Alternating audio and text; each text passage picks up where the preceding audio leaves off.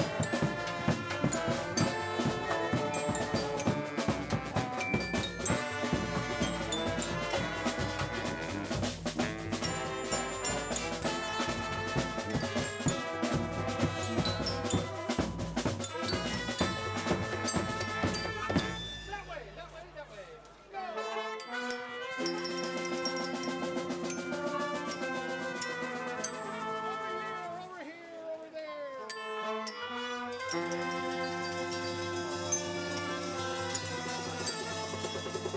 the students.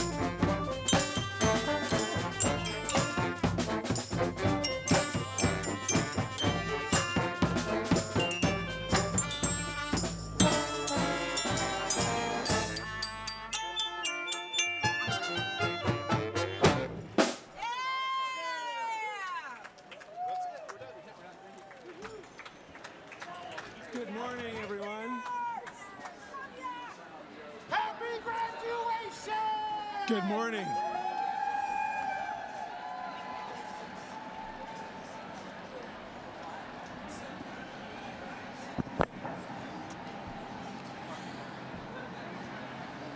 How's it sound? Good morning.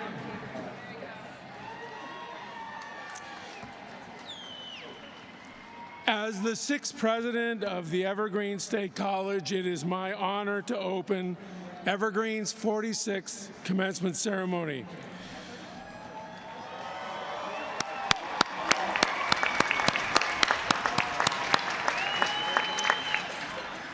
I begin our time together by acknowledging the indigenous people of the Puyallup tribe, upon whose unceded land Cheney Stadium stands. I extend respect to all Native people from the many Native nations present.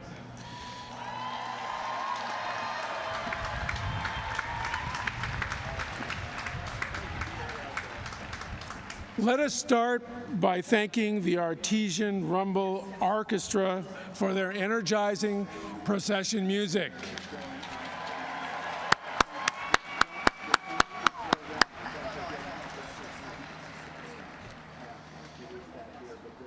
I will begin by saying this is not where I imagined holding our graduation this year, but I'm very glad we are all here together. Thank you. The last few weeks have tested us. The discussions and debates we've had were at times fierce and disturbing. But while the mission of our college is to teach and learn across differences, its higher calling is to make the world a better place. Serious debate and discourse on issues like racism, freedom of expression, and inequity are vitally important to our world. We cannot shy away from them, nor should we. They are issues we face and struggle with as a nation. We must engage these issues, understand them, and ensure that we learn together in an environment that offers safety for all. Thank you. Throughout the year, our commitment to teaching and learning and our belief in Evergreen's higher calling has held us together. And yes, there have been moments of disappointment, but they've been followed by moments of great joy. Our celebration today is one of the most joyful times. Class of 2017, this is your day.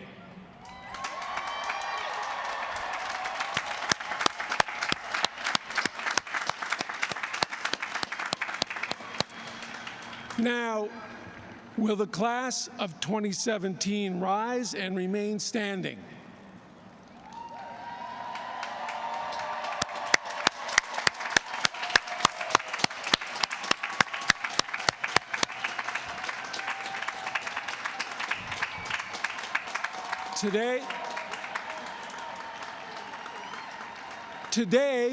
Today we are filled with pride and joy. Parents, family members, friends, faculty, staff, and governing board members, we are impressed by your accomplishments, and we congratulate you again. Thank you so much. You may be seated.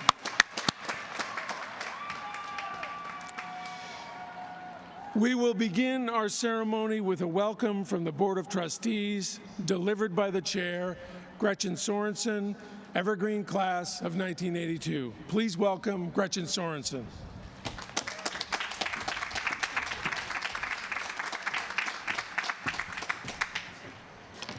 Welcome, graduates. Welcome, families and friends. Good morning to the Evergreen community, our students, our faculty, staff, President Bridges, and my fellow trustees. Today is a day to pause, to drink in the moment, and extol our possible futures. Graduates, you did it.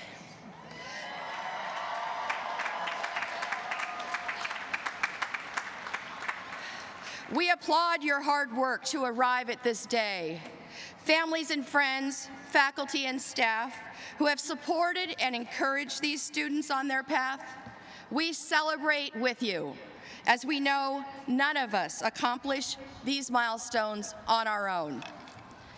It's hard to believe it's now been 50 years since Governor Dan Evans signed the legislation to establish the Evergreen State College, to offer something new and different from the state's other, far more traditional colleges. A unique opportunity to learn to become your own person and think outside the box. From day one, intellectual inquiry, freedom of expression, tolerance, originality, and inclusiveness have been core tenets of the Evergreen philosophy and approach to education. Today, we have some of the best and brightest students and faculty anywhere.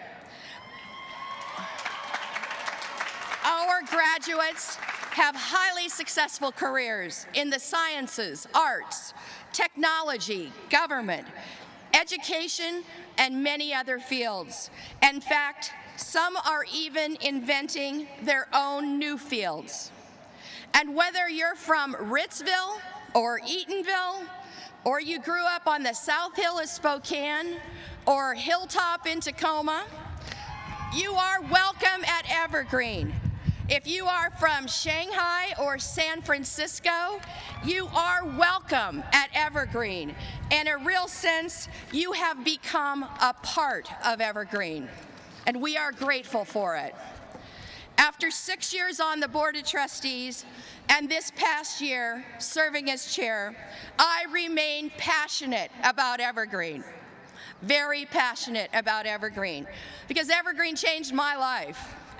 When I walked onto the campus for the first time, and I hate to admit it, 40 years ago this fall, I moved into student housing in the area we still call the Mods. I arrived at a time that Evergreen had just appointed a new president, former 3-term governor and United States Senator Dan Evans. Yes, the one who signed the legislation 10 years earlier. And Dan moved in next door to me and my roommates in the Mods because the president's house was under repair. Why wouldn't the president live next door to the students? Isn't that the Evergreen way? 40 years ago, that was before the internet, before cell phones, and certainly way before many of you receiving degrees were even born. So I went to the registrar's office and I signed up for my first program, Voices of the Third World. Now you must understand, I grew up in Falls City, a tiny town here in Washington State in the Snoqualmie Valley. You may not have heard of it, but it's the place where the TV show Twin Peaks is filmed. Quite honestly, when I signed up for Voices of the Third World, I didn't know where the third world was or what voices I might hear. But the program description sure sounded fascinating, so I was all in. And today, 40 years later, I serve as strategic advisor to organizations in the developing and developed world, and they're engaging in science, technology, and innovation initiatives to improve lives and transform economies. Yes, Evergreen changed my life. We are living in a politically and emotionally charged time, and the events of the past few weeks here can and should become a teachable moment for all of us. We must not lose sight of who we are and who we aspire to be in the future. Going forward, we clearly have work to do. but we have the right people in the right places today to lead that work. If we work collaboratively and creatively on shared goals and ideals, we can move forward in a way that ensures that all voices are heard and conversations are productive. We stand at an inflection point in this country, and we must work to inspire a bright, exciting future that catapults us in the direction that's driven by hope and optimism rather than fear. We at Evergreen have a unique opportunity to play an even more important role as educator, as change agent, as thought leader, not only in Washington State, but nationally and globally. Evergreen has always been ahead of the times, preparing our students for the jobs, the workforce, and the work of the future through cross-disciplinary learning and creative problem solving. Over the past few weeks, I've been reminded of one of my favorite quotes from Gandhi. Your beliefs become your thoughts become your words become your actions become your habits become your values become your destiny. Graduates, today as you go forward as global citizens, I encourage you to be your best selves. Leverage all those amazing skills and unique gifts that you arrived with and that have flourished because of what Evergreen has given you. Be bold, have fun, ask the tough questions, think deeply, challenge conventional wisdom, and live your values, because your values truly do become your destiny. It has been such an honor to partner with my colleagues on the Governance Board and the Foundation Board, as well as President Bridges, our faculty, students and staff, and other alums, to help shape the future of education landscape at Evergreen in a way that further enhances our culture of knowledge, innovation, and inclusivity. In closing, let me say that by this afternoon, graduates, you will join me and more than 40,000 others in becoming proud alums of the Evergreen State College. This is your time. Stay involved and help shape our college's future. And join many along the way who for more than 4 decades have become stewards of Evergreen's unique educational leadership and methodologies. And I hope that you will join with us in holding a deep appreciation for Evergreen's approach to education. And that appreciation will be rooted in the fact that Evergreen changed our lives. And through each of you, Evergreen will continue to change the world for the better. Congratulations, class of 2017. Thank you.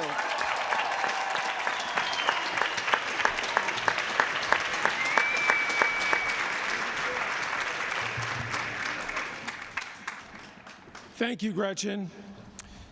I want to introduce and acknowledge a few individuals and groups here today. Seated behind me are members of the Board of Trustees of the Evergreen State College.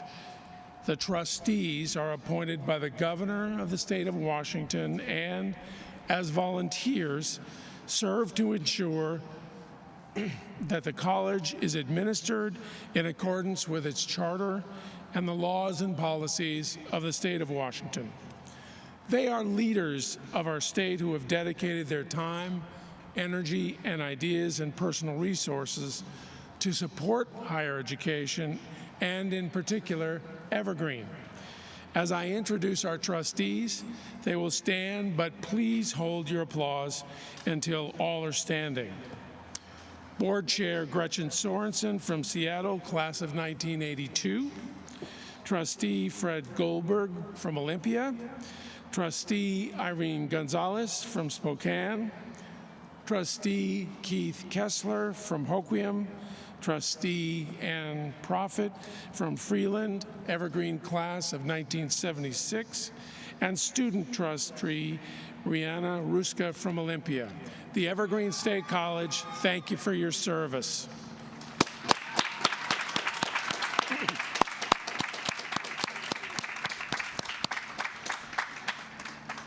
Along with the trustees on the platform are our speakers and special guests today. Again, please hold your applause until all are standing. Member of the faculty, Anne Fischel, chosen by the faculty. Students Heather Nunez and Kadesia Allen Perry, chosen by undergraduate students. And Jesse Richardson Chapin, selected by the graduate students. We are also fortunate to have Jaime Mendez here as our commencement speaker. I will tell you more about Mr. Mendez in just a bit. For our speakers,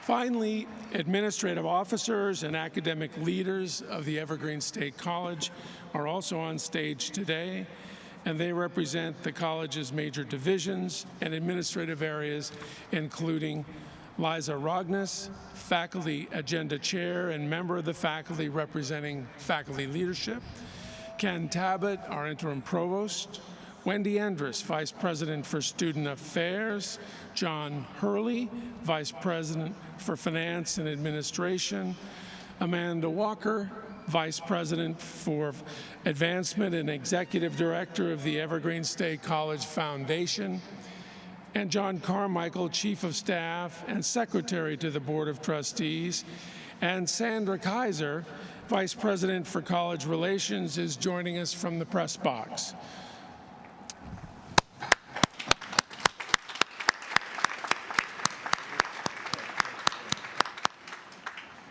Finally, not on the platform, but throughout the audience, are members of the Evergreen State College Foundation and Foundation Board of Governors, the Alumni Association Board of Governors, and thousands of individuals who have made substantial contributions to this college and our students.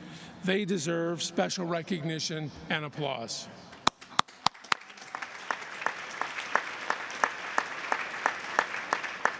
I would also like to introduce a special guest who is with us today, Dr. Stone Thomas. Dr. Thomas was the Dean of Students many, many, many years ago. He's a wonderful man who's a former college president himself, and he's joined our team to work on a variety of issues. Please welcome Dr. Stone Thomas.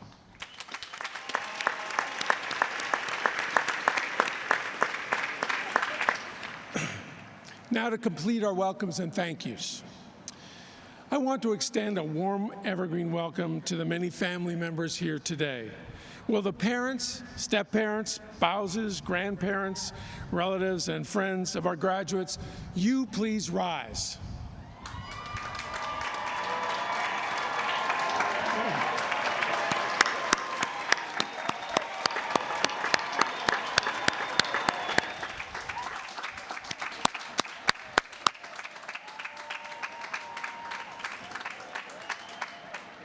I think you're actually louder than the students. That's very impressive.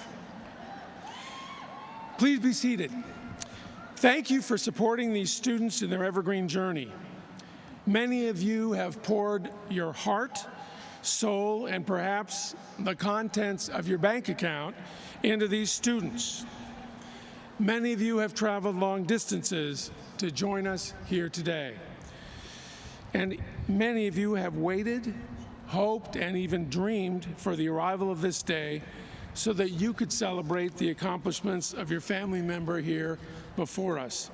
Thank you for your generous support, whatever form it took.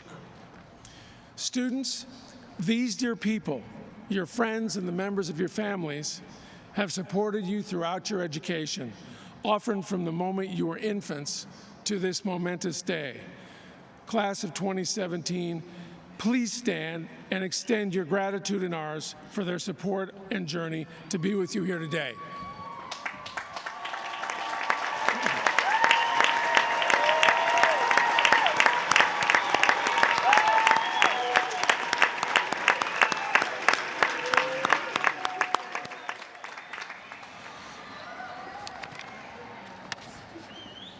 Just a couple more thank yous. Please be seated.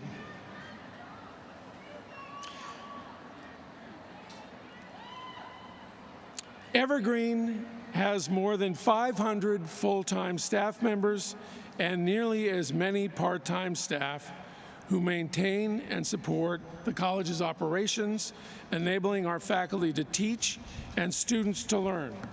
They are an amazing force and among the most dedicated and passionate people at the college.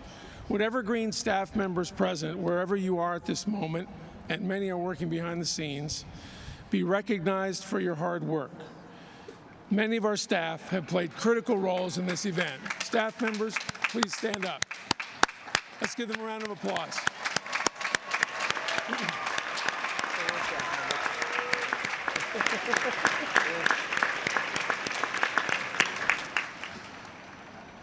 You may not realize, but this event was planned to occur on campus, and we had 8 days to put this event together.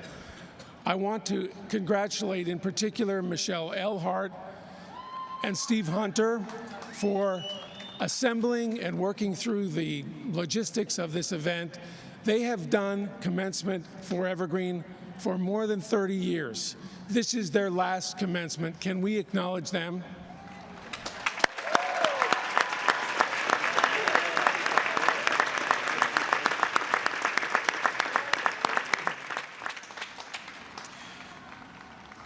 Finally, I would also like to recognize our faculty. Can we please have the members of the Evergreen faculty present stand to receive our applause?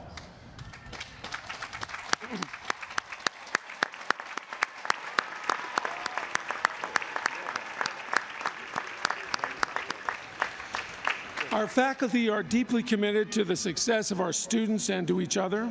They work closely together to imagine, construct, and implement tremendously creative and rigorous programs of study. They also take the time to get to know each and every student, to check in on them and promote their progress, to discuss and influence their educational path, and at the end of each program, complete these unique substantive narrative evaluations that help students understand their strengths, weaknesses, and opportunities for growth. Colleagues, thank you for your dedication and commitment to our graduates here today. Thank you very much.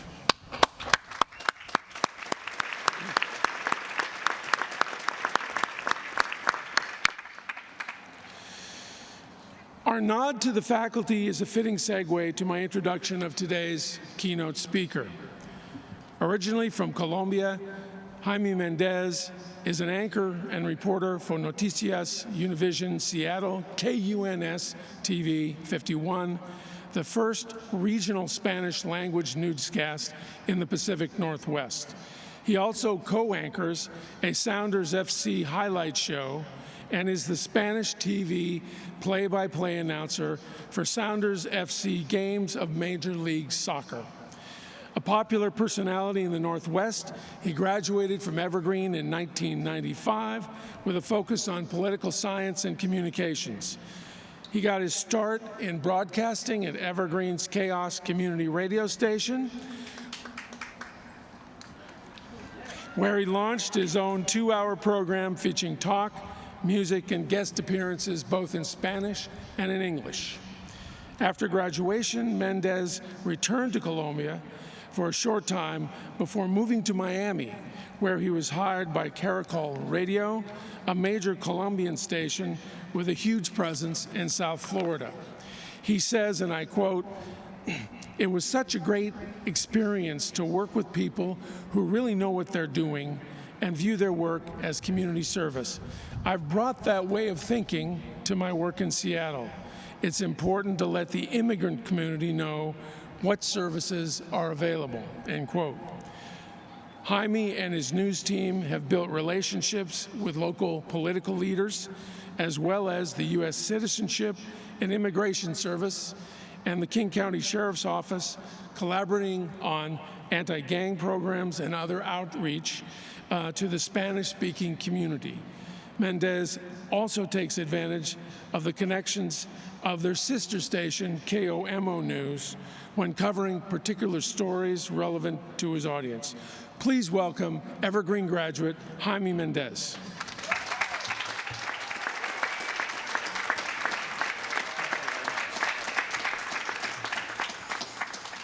Hello, my fellow Greeners. Congratulations. How much you can do better. Show me that you're really happy. Come on, are you happy or what? There you go. That was so much better. You know who's really happy? Your parents. They're saying right now, finally he's moving out. Finally, she's getting a real job. All right, this is a celebration, and I can't believe I'm here 22 years after I graduated. And also, I can't believe how much Evergreen State College has changed. I don't even remember this college having a baseball field, but we're going up in the world. Now, I was right there 22 years ago, or actually somewhere there 22 years ago, and now I'm here. It's a great honor. Yes, I don't know what you said, but I love you too. So I was saying, I was 22 years ago, I was there, now I'm here, and I hope that many of you also will be here doing the commencement speech. And hopefully it won't take 22 years to get invited. Thank you. I'm just kidding. Well, a few months ago, I received a phone call for Mr. George Bridges, the president of this great school, and he said to me, Jaime, actually, he's working on my pronunciation, so he said, Jaime, I have something very important to tell you. After a very short conversation, he said, you better sit down. And I got a little bit nervous, to be honest. What was the president of the Evergreen State College say to me that I needed to sit down? Was he going to ask me out? No, he didn't. Instead, he said, you'll be nominated to be the commencement speaker for this year's graduation. Then I sat down on the toilet. I gotta be honest, I said, Mr. President George, Mr. Bridges, you know that I am intimidated at doing speeches in English because this is my second language. He said, you speak to large audiences on TV all the time. You'll be okay. I said, yeah, but I do it in a studio. I do it in front of a camera.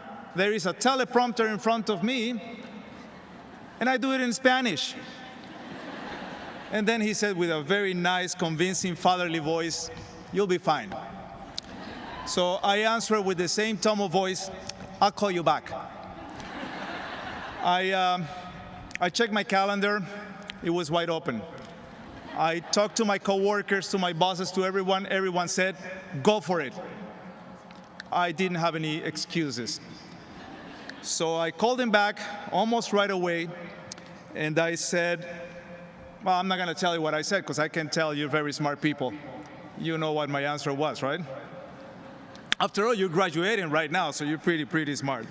But anyhow, the reason I'm telling you this is because, as it has happened many times in my lifetime, I could not get the intimidation and maybe the fear of a challenge get on the way of what is a great opportunity and a true honor. This is an opportunity to share some words and perhaps also some experiences of things that has happened in my life that hopefully will be helpful to you from this point on. And if they're not helpful, then at least you know how a nervous Colombian sounds like on a podium.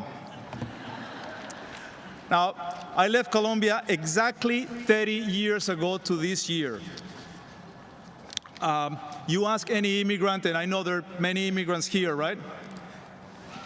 Yes, be proud. You ask any immigrant and we'll remember the day we came here because it's a true shock.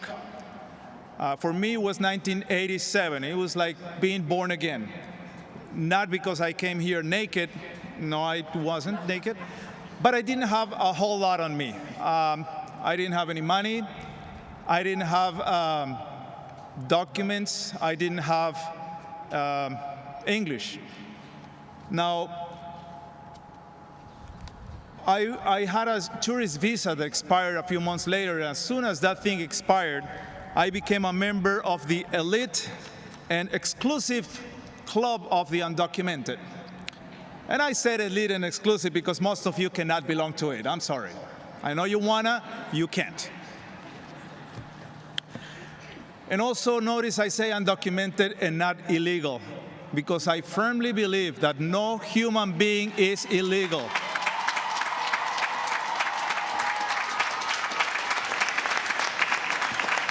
Especially those like me, which is, I think, the vast majority, who come here with a willing to work hard to become productive parts of this society.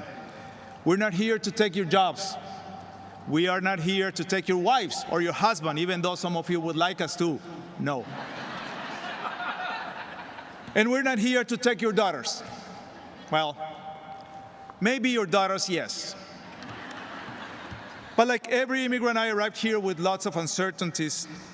And on the way to today, I learned that when you could put reason in front of a challenge, as intimidating as a challenge can be, it is easier to identify if your fears are realistic or they're just an excuse to sabotage and neglect your own progress.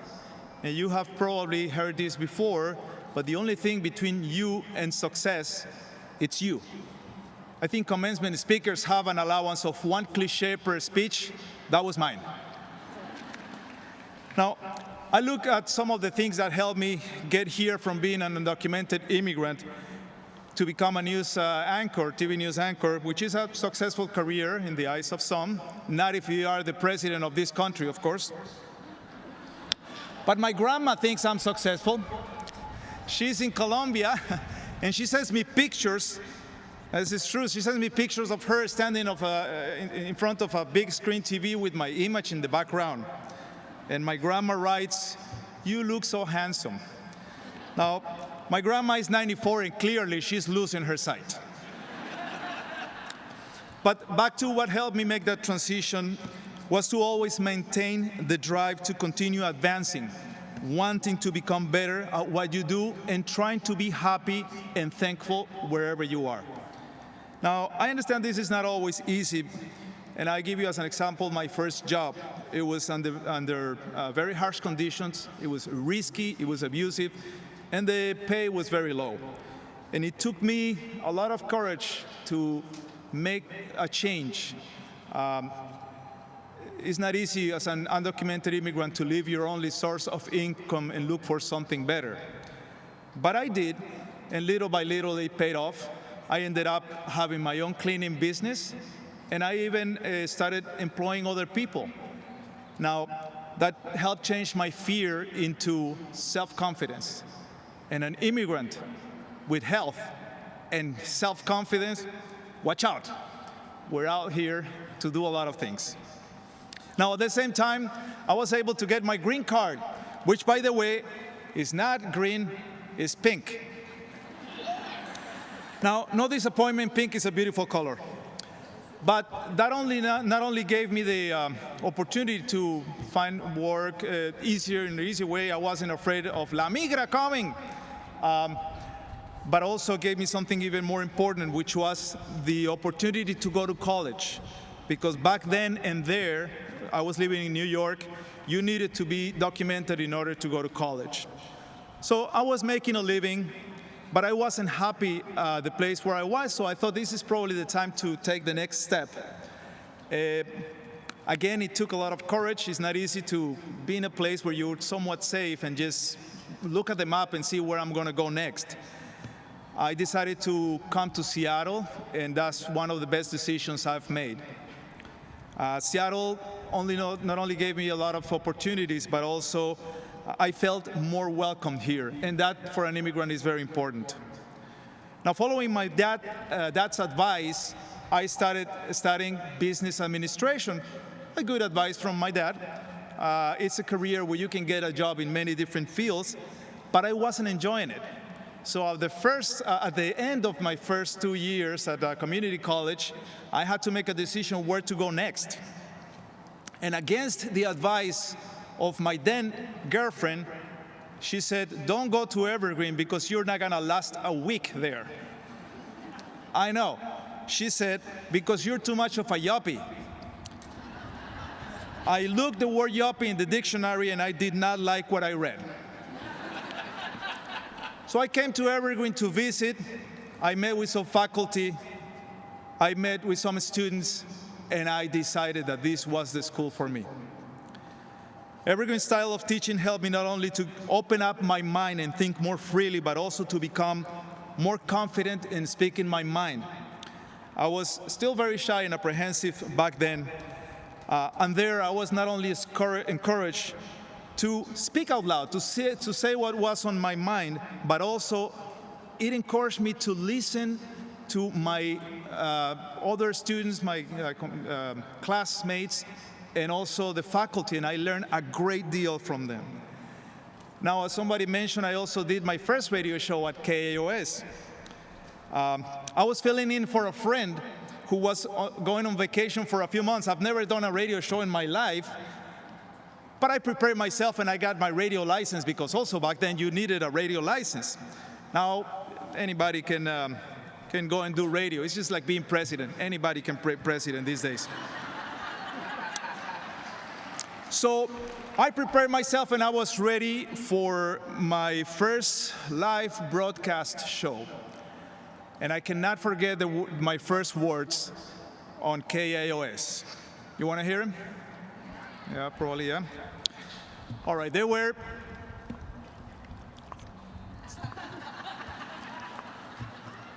I forgot to turn the mic on.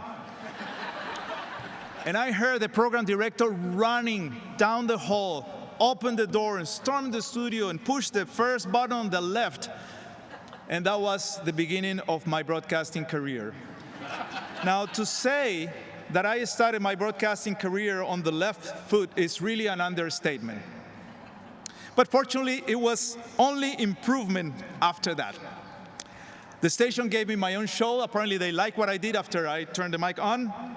I started with a show called Caribe, and it was music and talk.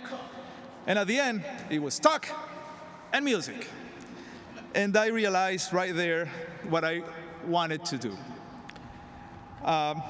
This was the beginning of a career in media and broadcasting that has lasted 23 years, including the last 10 years on TV. Now, some of you may say, on TV, thank you. Some of you may say, on TV, with that radio face? Well, some people thought with enough makeup I would look okay.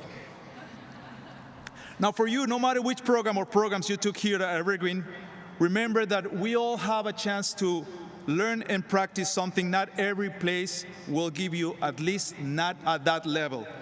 And it is, and I repeat myself, the encouragement to think freely and the encouragement to speak your mind, but also listen from everyone else around.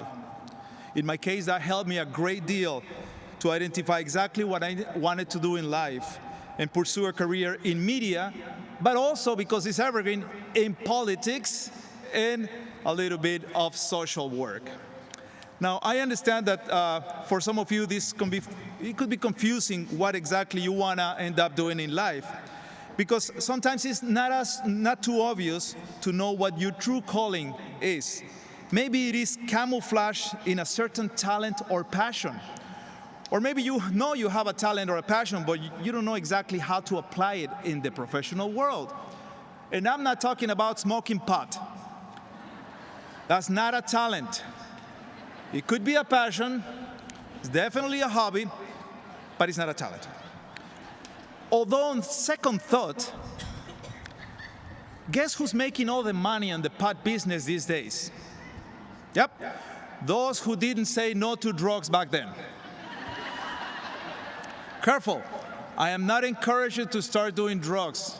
I never did it myself. I didn't think I needed them. But I'm just saying, marijuana is legal in this country, in this state, maybe in this country in the future, who knows, but at least in this state. And so it's an opportunity, and you have to take advantage of opportunities. Now, speaking of opportunities, if you are in the field of architecture or design, there will be a great opportunity. If they decide to make that stupid wall in the Mexico border, I encourage you to build ladders and sell them, whether it's in the Mexico side or in the US side. A lot of people are gonna buy your ladders either to come in the country, but believe me, a lot of people would buy your ladders on this side to just get out quickly. Just saying. Now look for the opportunities in life. When you see one, go prepare. If you don't get it at first, don't be discouraged. Be thick. I've heard some people say that they don't take advantage of an opportunity, or they don't go someplace because they see a sign that says, don't go there. Well, of course you're going to see signs like that. You may even see signs that says dead end. But if you look closely, maybe what it really says is brand new beginning. What I'm saying is that if you are committed, opportunities will either come to you or you will arrive to them. Don't evade them. Never stop exploring your true passion, your true best, what fulfills you. And always keep in mind that in the professional world, it's not always about the money. Now, speaking of the professional world, a friend of mine said that in the professional world, either you are green and growing or red and rotten. I don't quite agree with that, but I know what I see here. I see a lot of green and growing, and I encourage you to stay growing for the rest of your lives. Don't wait to be red and rotten until you are underground. And I don't mean working in a coal mine in West Virginia. I'm talking about, kaputs, dead, muerto. Now, I was also asked to refer my speech to a quote from a famous writer. She's a Chinese immigrant. Her name is Maxine Hong Kingston. And the sentence that the students chose was, "In a time of destruction, create something." Wow, that's a great sentence. In a time of destruction, create something. Where should I start? Well, let me mention some of the things that I see are being destroyed and are at risk, and we can do something about it. Let me start with something small. Planet Earth. Someone here in the environmental field? I'm sure there's got to be. It's evergreen. So, yeah, thank you. I need you to save the planet, please. No pressure. We need you to spread the word that we need to take better care of this world. The respect for truth is at risk of disappearing too. Anyone in the communications department, the field of writers, broadcasting, we need you to help us gain respect or regain the respect for the truth. And also, don't let them take away public radio. Keep advocating for the truth. This is a job that starts in the classroom, that starts at the Cooper Point Journal, and that starts at KAOS. Basic rights for women, for immigrants, for LGBTQ community, for indigenous people, and for other minorities are also at risk of being taken away. If you prepare Evergreen to go in the field of politics, social services, teaching, we need you to help stop the narrow-minded, selfish people in power from taking those rights away. If you are in the field of sciences, please, we need you to continue exploring, discovering new things, and making the ones existing even better, so some people don't come and tell us that it was just the way God wanted it, and then expect us to sit down, be quiet, and just believe. No. Speaking of God, I think the best bumper sticker I've seen in my life was at the parking lot of the Evergreen State College, and he said, "God is coming, and she's pissed." Now, for those of you like me who are born in a different country, spread the knowledge and beauty of your culture, because By doing that, you are combating ignorance, and therefore you are helping everyone get along better. We're now in a time where ignorance is rapidly becoming more and more dangerous, and it's turning more and more into intolerance. And the result is an escalation of more hate and aggression towards one another. Unless we work united, we are helping build those ridiculous walls that create more division and more confusion. Walls. I heard a comedian, Lewis Black, he said, if this country is going to build a wall, they better build it in the northern border, because that's where all the cold air is coming in. Now, for those of you going in public service and politics, you are greeners. Show me that you care. Show me that you want to create and stop people who are destroying. And I'll vote for you. And I encourage everyone else, please vote. Don't do like those like back in November, stayed home and said, what's the worst that can happen? Now, quickly, back to your careers. If you are in the field of astronomy, please find another inhabitable planet in case your friends don't vote. All right, my fellow Greeners, to sum up, now you have the task to keep creating and stop what others are trying to destroy. I know this is a lot of work, but think of it as fun work. Fight against destruction, save the planet, save truth, maintain our civil and human rights alive, promote the encouragement of thinking, not just believing, spread the beauty of diversity and multiculturalism, and find another place to live in case your friends don't vote, like I said. Have fun doing it. Don't get stuck in a place where you are unhappy, and remember, where there is no passion, it's time to move on. Now, most of you had fun at school. I know I did. I met great people. I learned a lot of great things. And I also salsa dance a lot. I used to salsa dance quite a bit, and the parties at my place became pretty popular.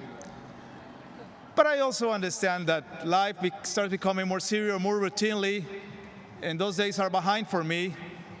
Oh, wait, do I hear music? Can you turn that up, please? Yeah, I remember this song. This is merengue. How about everybody why don't we get up and do one last dance? Yes, stand up. Please, everybody, stand up. I need everybody behind me also, stand up. And we're gonna do one last dance. All you have to do is shake your bumbo. There you go, you know how to do it, like this.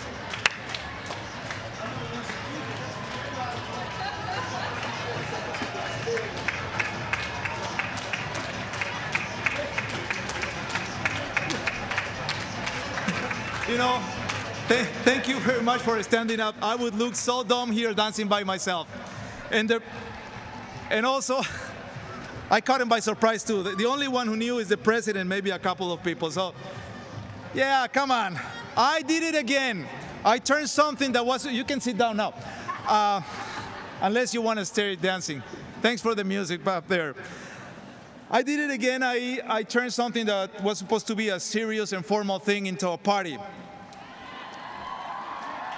No wonder the president of this country calls me a bad hombre. I'm a bad hombre, but I'm a proud greener.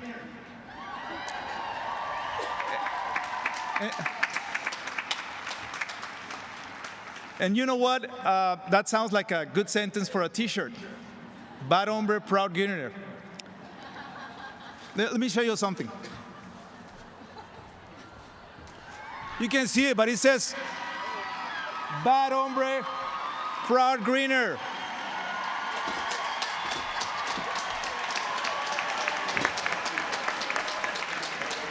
I hope the school picks up on this shirt. I'm probably gonna give them the rights, and they probably have it available to you someday. Now, to finish, because I think there is a commercial break coming or a baseball game or something, I don't have quotes of famous people to finish my speech, but I have something even better. I work with some greeners, and I told them I was coming here to share some words of advice for you. So here we go. Emma Lofty's class of 2013, she's our technical assistant, and she said, She said, of all of the fantastic things you learn about yourself at Evergreen will still be true as you move on to what's next. Don't be discouraged by a changing world. Remember to be bold, to seek out your resources, and to use the skills of listening and collaborating what you earned here at Evergreen. And by the way, Emma Loftis was the Gooey Dog mascot while she was at the school. Cool girl. Photographer Peter Mongilo, his class of 2003, he said, Evergreen did not teach me how to get a grade, but it taught me to challenge myself and build confidence in my abilities to succeed in my strengths and struggles. Most of all, it taught me to respect that there is always more to learn. Photographer Dan Stroman, class 2001, he said, in order to succeed at Evergreen, you have to be a self-started and motivated. Keep up that momentum as you embark on the next phase of your life. And last but not least, Eric Jensen, class 2001. He sends you a message too. He's, by the way, a chief photographer. That means one of the bosses there. He said, keep thinking critically. That's the best thing I learned at Evergreen. And it is a skill that is surprisingly rare in the outside world. He says, your peers here at Evergreen are the best resource you have as you step into the next phase. Now, to me, that sounds like he's offering you a job if you're a greener. Eric Jensen is his name, just in case. If we're applying for Como4 News or Univision, ask for him. Thank you very much, class of 2017. Proud greeners. Always stay green and growing. Thank you.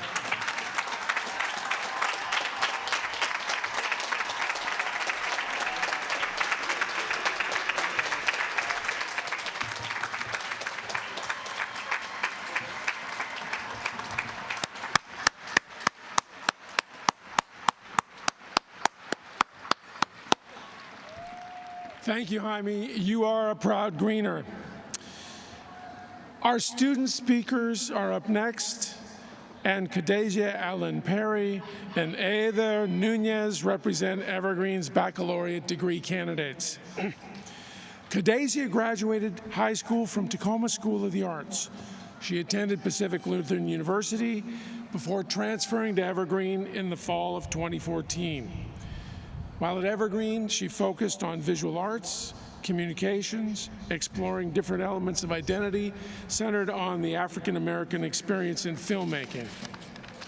This past year, she started her own production company, Froan Fleek Productions, and premiered her first feature-length film, Chronic Means Forever. After graduation, Khadijah extends to pursue independent filmmaking full-time and eventually pursue a master's degree in producing and filmmaking. Please welcome Khadijah Allen Perry.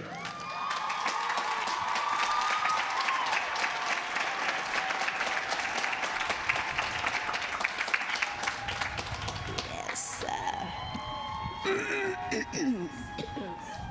Oh. Hello. Mama, you got the Facebook Live going? You got it? Okay. Whew. Yes, I am Khadijah Allen Perry. Okay. In the 6th grade, I declared to anyone who would listen that I was going to be a talk show host one day. Believe it or not, rather than heckle me, everyone encouraged me and told me that it would actually happen.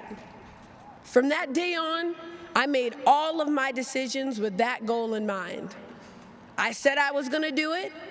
Everyone believed that I was going to do it, so I was going to do it. Fast forward to high school. I attended Tacoma School of the Arts, where I majored in theater and minored in songwriting. I still had the same dream, and I was still surrounded by people who believed I could do it.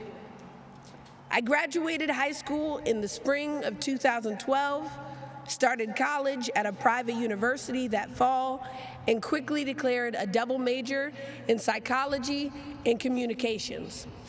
I have the overly excited Facebook statuses to prove it. It was at that private university that I acquired my first true hater. My social psychology teacher told me that I wasn't going to reach my larger-than-life dreams. He told me that it would be impossible for someone like me to make it. I went to his office hours looking for guidance and encouragement for the upcoming test, and I left his office feeling like a fraud. Though my mom swiftly swooped in and tried to reassure me that I was basically Superwoman and that I could do anything, the seed of doubt had already been planted. A seed that quickly grew into a tree of insecurity about my entire existence. But so much has changed between then and now. I may have altered my talk show host dream, but you better believe you're gonna see my name and face on the screens one day.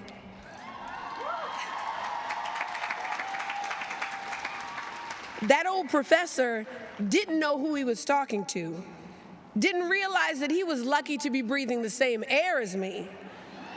But I'm glad that happened, because it made me take my rose-colored glasses off. That was when I stopped obsessing over the future and started letting myself feel the emotions that were happening in the present. That teacher, that school, were stepping stones.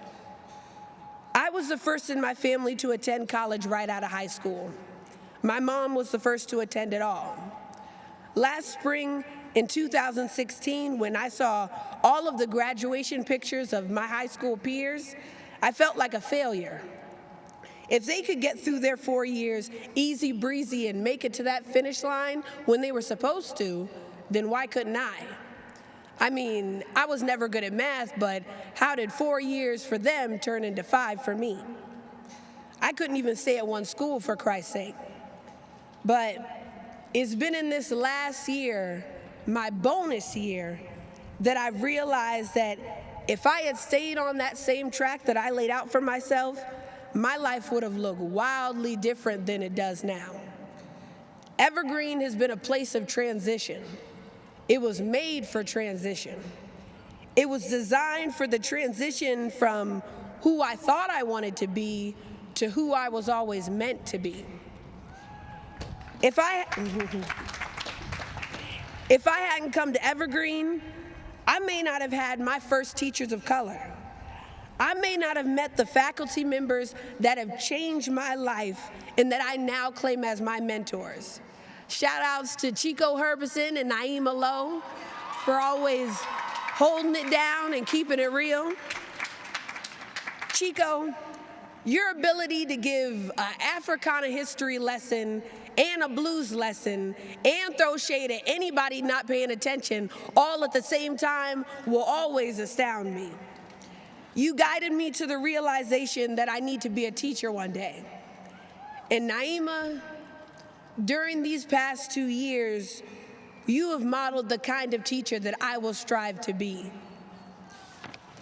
2 years, Naima. 2 years. How far we've come in this time. I remember being so in awe of you, my first black teacher. I remember being so excited, and I would run to you with this excitement and all of my questions about life, and you would look me dead in the face, blink, and just say, okay. And then you'd let me find the answer to the questions on my own. I foolishly spent our first year together wondering if you liked me. I say foolishly because who couldn't like me? But then you practically begged me to be in all your programs the following year, so I knew I was good. But I really knew I was in that one day you called me a heifer. I believe your exact words were, "Oh, Khadijah, that hef." In all seriousness, though, Naima, you changed my life. I can't imagine that I'd have navigated through college so well without you, and I will always love you for that. If I hadn't come to Evergreen, I wouldn't have met all the people of color that I now claim as friends. If y'all think this school is white, I'm telling y'all, my last university was white. with an H in front of the W, white. If I hadn't come to Evergreen, I may not have realized that psychology was not for me, and that watching and making movies has always been what I needed to do with my life. If I hadn't come to Evergreen, I may not have premiered my first feature-length film last night.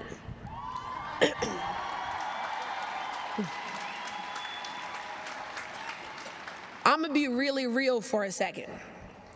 If I hadn't come to Evergreen, I may not have been alive right now. About a month before I dropped out of that first university, I attempted suicide. By the grace of God, I'm still alive. But if I had stayed at that school, oh yeah, go ahead, clap. Go ahead, yes, I'm alive. Yes. If I had stayed at that school, I can't say for certain that I wouldn't have tried again. The pressure that I felt was overwhelming. The pressure I put on myself was deafening. The loneliness I felt was dangerous. But here I am, alive and truly happy. Who would have thought this is where my life would have ended up? With me standing in front of y'all giving a speech, surrounded by white folks with dreads, feeling so proud of all my friends and peers of color who, like me, made it against all the odds purposely stacked against us, both outside of the school and within.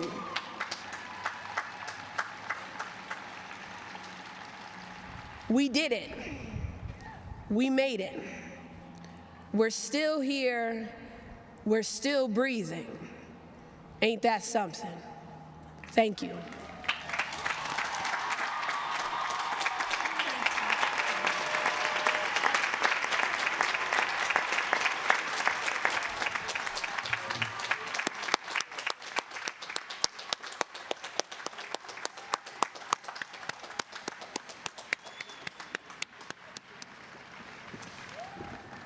Thank you, Khadijah. Our next speaker is Eider Nunez. He was born in Mexico, migrating to Oregon with his family at the age of 10. He attended both the University of Oregon and Troy University before transferring to Evergreen in 2011. A father of two, he served 10 years in the United States Army, deploying multiple times. Through volunteer work at Cielo, an integral Latino education center in Olympia, he has realized his passion for community building, service, and outreach, and hopes to continue pursuing this passion after graduation. Please welcome Eider Nunez.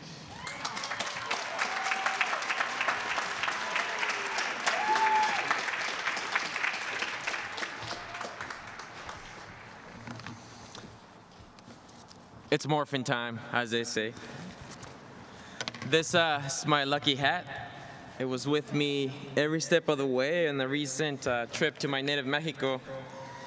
And so it's got power and stories and such.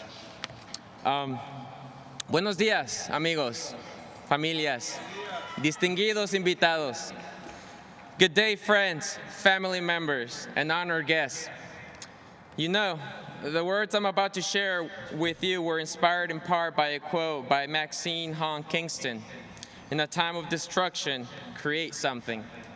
Mostly, though, they were inspired by my need to respond to the frustration and disappointment I felt from peers, friends, and strangers alike over the results of the presidential election.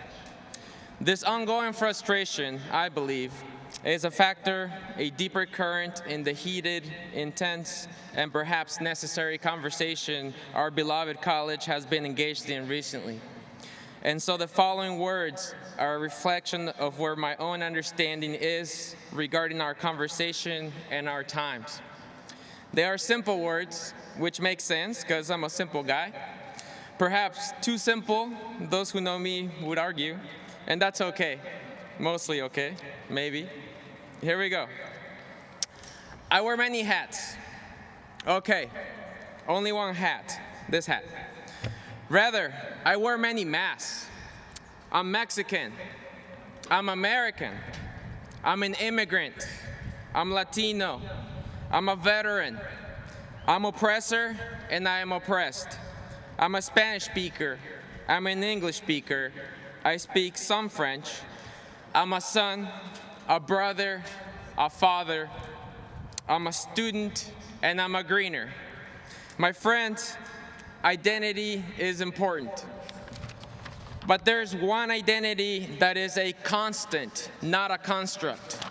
An identity at the root of our very being. I am, as you are, above all, a human being. I'd like to address you as a human being on this great day.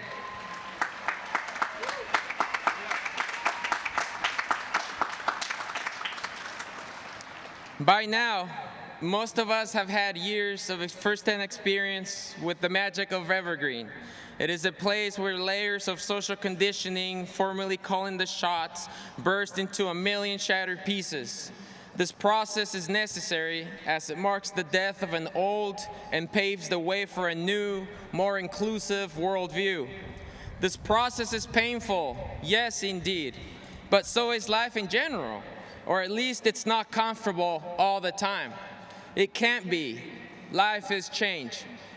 In our dual universe, there can be no life without death. They're both necessary elements in our evolutionary march towards greater complexity, wholeness, and depth of experience. I'm sure I'm not alone in thinking that what our country is going through politically is a type of death.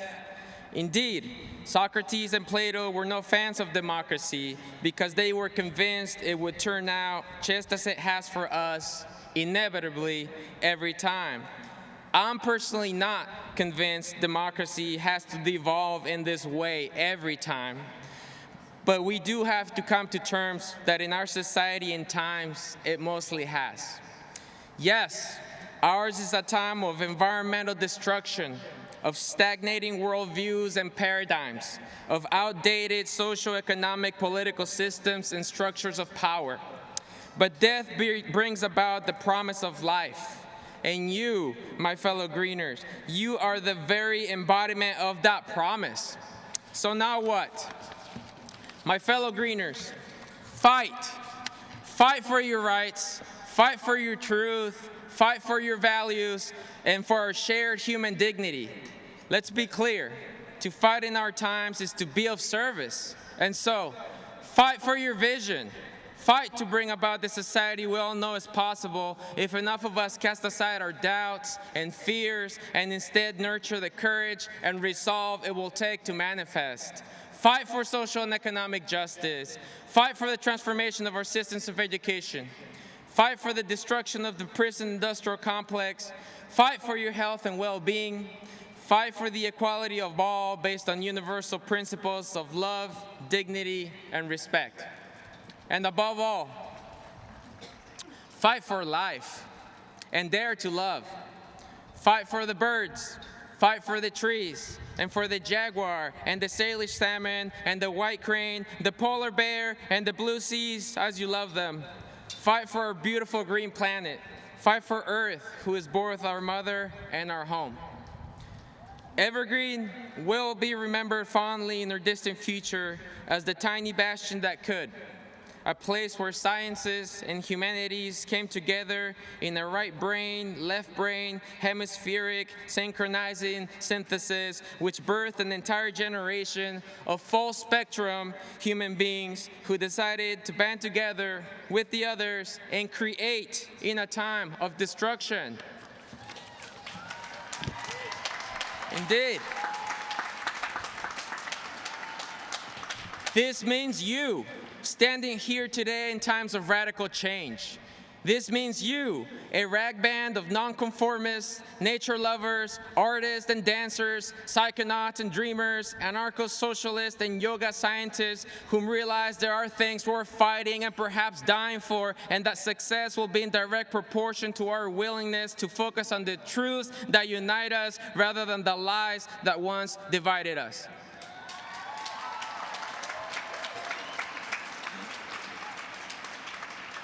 Remember, fellow Greeners, the following is no cliche, but rather a profound and timeless truth. All you need is love. And in these times, that very love compels us forth to action, to fight, to serve, to be humble and strong, and above all, to remain forever true to our own deepest selves. Go forth and create change, Gooey Ducks. I would like to leave you with pertinent words in light of this auspicious life transition by the Argentine master Jorge Luis Borges, who once said, los quiero dejar con unas palabras por parte del maestro Jorge Luis Borges. Cada persona que pasa por nuestra vida es única. Every person passing through our life is unique. Siempre deja un poco de sí y se lleva un poco de nosotros. They always live a bit of themselves and take a bit of ourselves. Habrá los que se llevarán mucho, pero no habrá de los que no nos dejarán nada. There will be those who take much, but there won't be those who leave us nothing of themselves. Dos almas no se encuentran por casualidad. Souls do not meet by chance. Gracias, Evergreen. Sí se puede, carajo.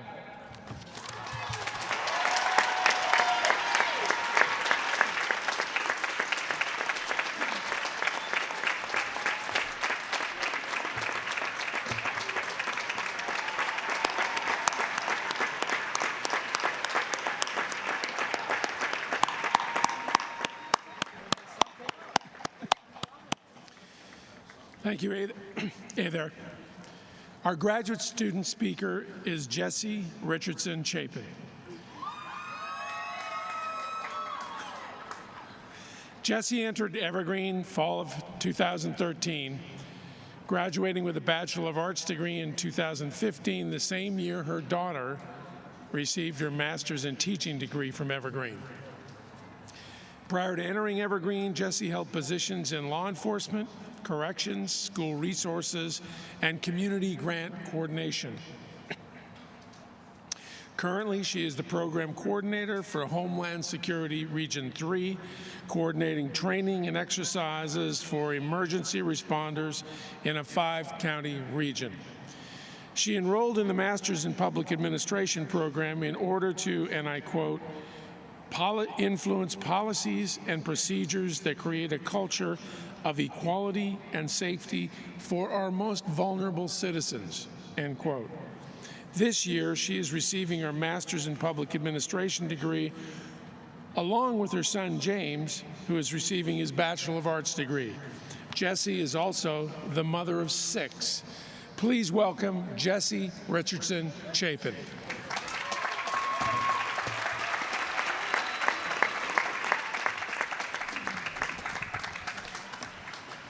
Graduates, faculty, staff, family, and friends, it is truly an honor to be chosen by my cohort members to represent the master's program at graduation. At first, I was very excited to have been chosen, but then the realization that I would be expected to find something very deep and meaningful to say set in, and suddenly I was scared. I went back, I looked at some former speeches. It did not help. They were amazing. So in the end, I employed something that I learned very early in the Masters of Public Administration program. Go with my strengths. My strength is heart. According to their website, 34% of Evergreen's master's programs this year are first-generation students. I am one of those. Because of this, I want to talk for a minute about how an education like the one we receive at Evergreen changes who we are, what we see, and how we interpret the things and the people around us. At Evergreen, we're expected to learn from each other across significant differences. It is hard to find a gap bigger than the one between the major parties during the election of 2016. I often found myself engaged in discussions with my mother and other family members about the candidates, where I was able to be calm, thoughtful, and use good listening skills on campus. Those skills seemed to disappear as soon as I crossed the threshold of my home. Sometimes during these discussions, I would have my mind just flashing with words from books, seminar, lectures, and unfortunately, they were flashing faster than my lips could say them. At some point, I began to think that I was obviously smarter than these family members I called family. And at the end of a very heated discussion with my brother, a lifelong history buff, I stomped out of his house. Later, it occurred to me that I had been wrong, very wrong to leave. As first-generation students, we must never make the mistake of believing that we are smarter than those that we love because we are educated. In fact, it's our evergreen roots that will provide us with everything it takes to learn and enlighten across cultural and generational differences, even when those that we are engaged with are our families. We were always smart, but now we are educated. When I was very small, my grandmother used to tell me, it's not what you say that matters, it's what you do. I spent a lot of years truly believing that. But like my ideas on citizenship, the environment, public policy development, and government, I have expanded those words that my grandmother used to say to me, and I now understand that it is both what we say and what we do that matter. My page is stuck together. Okay. In fact, if one without the other is almost certainly counterproductive. Say you believe in equality every opportunity you have, and make sure you are building and leading organizations that have a culture of equality. Proclaim that you believe all of mankind to be equal, and go out of your way to demonstrate that belief by shaping a world that is based on this very simple but important principle. My first quarter at Evergreen, I read a book by Eric Liu and Nick Hanauer. They used a garden metaphor to really talk about very complex current world problems. I've thought back to that lesson many times over the past 4 years, but especially during my time in the MPA. It occurs to me that regardless of the task, whether you're growing a family, a society, a career in public service, or a company, great gardeners must take a strong stance against that which does not belong. Growing a bountiful crop depends on the removal of weeds, but it also requires a dedication to feed what we seed. As far as I'm concerned, the 11 most powerful words I read during my time at Evergreen are on page 110 of Gardens of Democracy. It was written about economics, but I think it's a beautiful frame for life. And it is, quote, "We are all better off when we are all better off." Finally, somewhere out there among this beautiful sea of green gowns, ready to accept your bachelor's degrees, is a young man named James Chapin. James, can you wave at me? I don't know where you are. Where's James? Oh, okay. The theme for our graduation today was Out of Destruction, Beauty. 35 years ago this month, just as the first MPA cohort was graduating from the Evergreen State College, I was 17 years old and I graduated from high school. I crossed a stage much like this one, and I carried in my arms a 7-month-old boy, my son. Though I had destroyed my carefree youth, and it was very difficult, I finished high school as a teenage mother so that he would never have an excuse. I stand here today, ready to accept my MPA so that, again, none of my children have an excuse. After all, it is not just what I say that matters, it is what I do. It takes an Thank you. It takes an education to change the world. So without further ado, let's begin. Thank you. It's truly been an honor.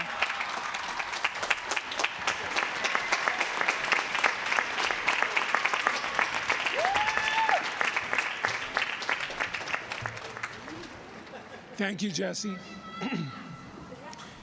Every year, the faculty vote for the faculty graduation speaker, and this year Anne Fischel was selected. Anne joined the Evergreen faculty in 1989 after teaching at Hampshire College in Amherst, Massachusetts. Anne is a documentary filmmaker whose teaching is focused on nonfiction media production, media theory, and community studies. She has enjoyed and benefited from teaching collaborations with colleagues in environmental studies, political economy, public health, anthropology, Middle East studies, animation, education, African American studies, Native American studies, and feminist studies. Anne has been active in college governance and most recently served on the Faculty Agenda Committee, which oversees and facilitates faculty deliberation and input into policy decisions. She was a co-founder of the Sustainability and Justice Planning Unit, an interdisciplinary group of faculty who share a common focus on extending student learning through community-based work and collaboration. She is also a member of the Undocumented Students Task Force, one of several groups working to support undocumented students at Evergreen. Anne helped to co-found Strengthening Sanctuary, a local organization working to expand and protect the safety and security of immigrant residents in Thurston County.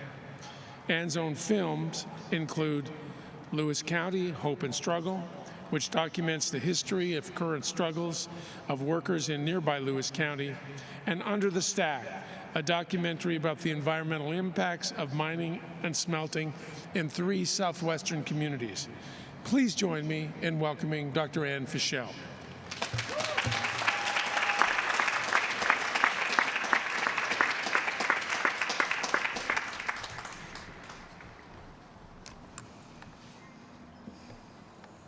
Well, thank you very much to President Bridges for that introduction, and my respectful greetings to everyone here on the platform, and especially to those amazing speakers who preceded me.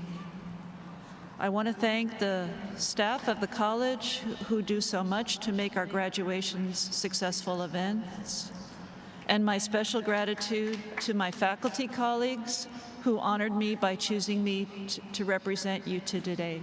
It feels like a great honor and a great responsibility, and I'm deeply sensible of it. And especially my warmest congratulations to the graduating class of 2017 and to your families and friends who are here to celebrate with you today. I want to say that when I accepted nomination for faculty speaker, I thought I'd be speaking from Red Square, where graduation is traditionally held. And then, as the alt-right backlash hit us, I wondered if we'd have graduation at all. To be here in Cheney Stadium is an expression of our commitment to renew and affirm our sense of mission and community with each other. We want this to be a space of welcome and safety and celebration. And certainly, there is a lot to celebrate. Last week, I sat with my teaching team and my students, many of them whom are here today, and we reflected on the year's experiences. And I was awestruck and thrilled and humbled by what everyone had learned and accomplished. I'm sure many of you experienced this in your own programs. It's in moments like these that we know what we're capable of accomplishing together. At the same time, no one should see this graduation as a return to normalcy, to the way things were before. For one thing, the lives of some of our community members have been threatened, and they can't be here today. For those of us who are here, I would ask that even as we celebrate, we also reflect together on the community we have not yet accomplished and are now being asked to accomplish. A community that has justice and inclusion at its center, that seeks to realize what Bell Hooks calls education as the practice of freedom. This week on Red Square, I joined a circle hosted by Native American alumni who had brought a gift of beautiful traditional songs that were healing songs. As I stood in the circle, one of the singers said, "There is hope at the center of this place." That felt right to me. To work or study at Evergreen seems always to involve a sense of hope and a vision of possibility. So let me affirm, even in this tumultuous time, my own belief, and I hope it's shared, that justice and equity are attainable goals on our campus if we are willing to be present to the struggle, be honest and caring with each other, and engage deeply across our differences.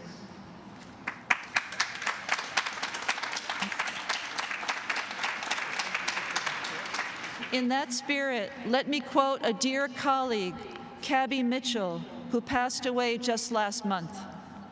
Cabby was a dancer and a teacher and a visionary. He contributed enormously to our college campuses in Olympia and Tacoma, and we miss him terribly. In 2007, he wrote something for the faculty graduation speaker, Dr. Joy Hardiman, that still speaks to where we are today, and I thank Dr. Hardiman for giving me permission to quote it. In these troubled times, we have to look at how racism, homophobia, and sexism will kill your spirit, and how one must dare to have the tenacity to be one's true self in a consumerist, capitalist world. Walk tall, take deep breaths, smile, dance, and seek to define happiness or success in your own terms, end quote.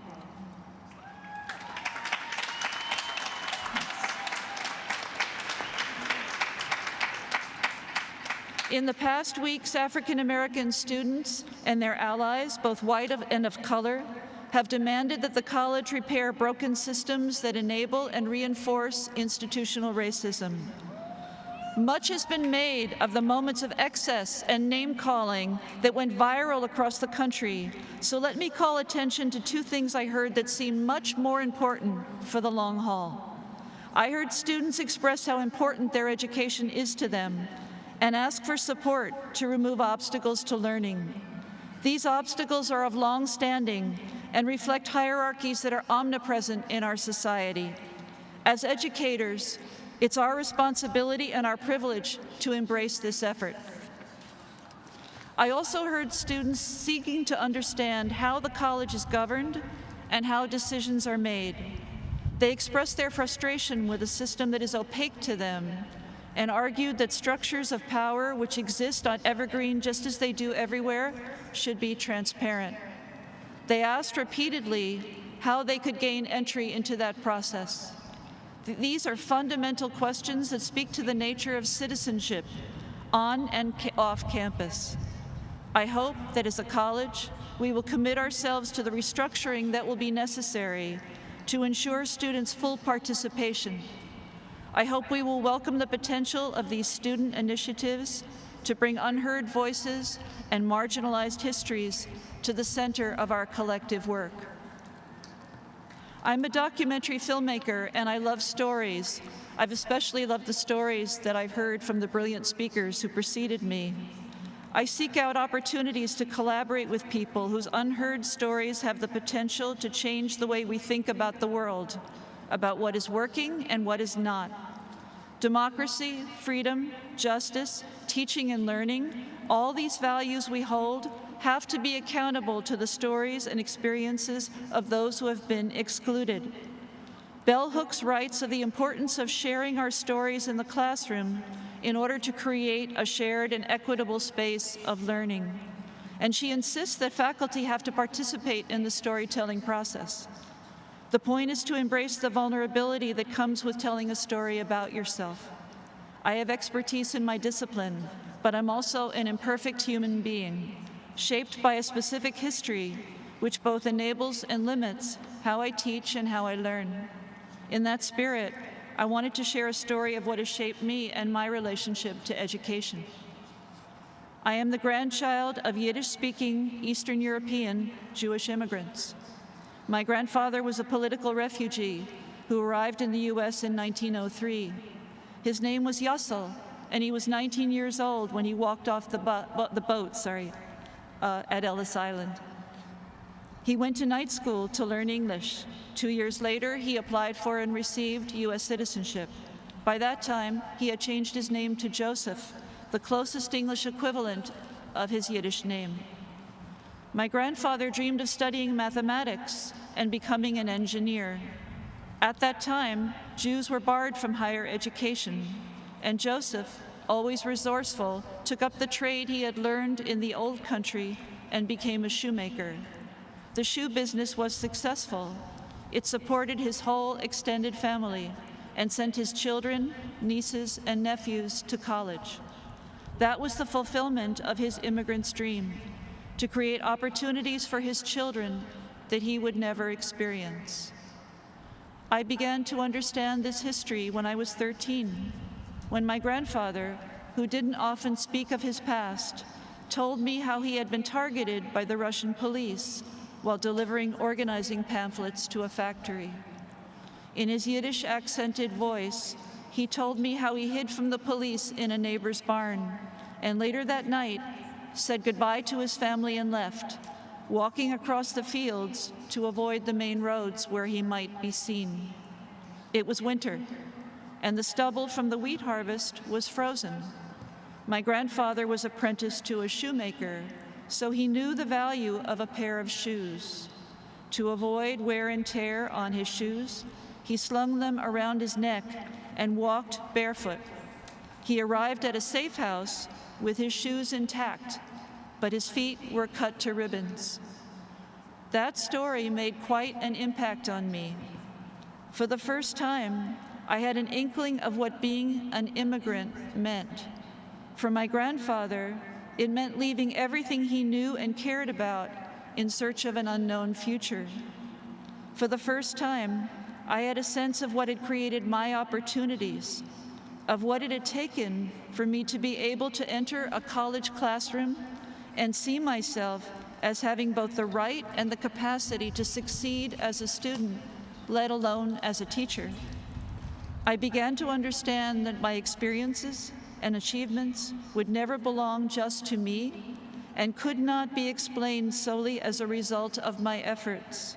They embodied the collective labor and aspirations of my working-class Jewish immigrant history. In hearing my grandfather's story, I started to recognize the persistence and resilience that allowed him to become American. It's an achievement to tell a story about an event so profound that it changes your life forever. The story says, "See who I am. I'm here, and I matter." Arthur Frank says we don't just tell stories, we are stories. The point is to be your own story rather than a story others tell about you. All of us have experiences from which stories can be made. These stories of struggle and aspiration, of challenges overcome or in process, embody what we know about the world and about ourselves. They are essential forms of knowledge and foundations of future learning. But for many of us, the learning we do in the classroom is rooted in experiences that have traditionally been excluded from the university and largely unacknowledged in our academic lives. All too often, we have neglected to tell those stories to each other and value them. Your stories and the realities that your lives teach you to perceive should make urgent claims on our collective attention. The stories told by you, our students, say, "I am here, I matter, and this is what I know about the world." If we take the stories and the claims they represent seriously, then our policies and pedagogies must reflect that. Class of 2017, I want to acknowledge what I've learned of your stories. Many of you work 30 or 40 hours a week to be in school.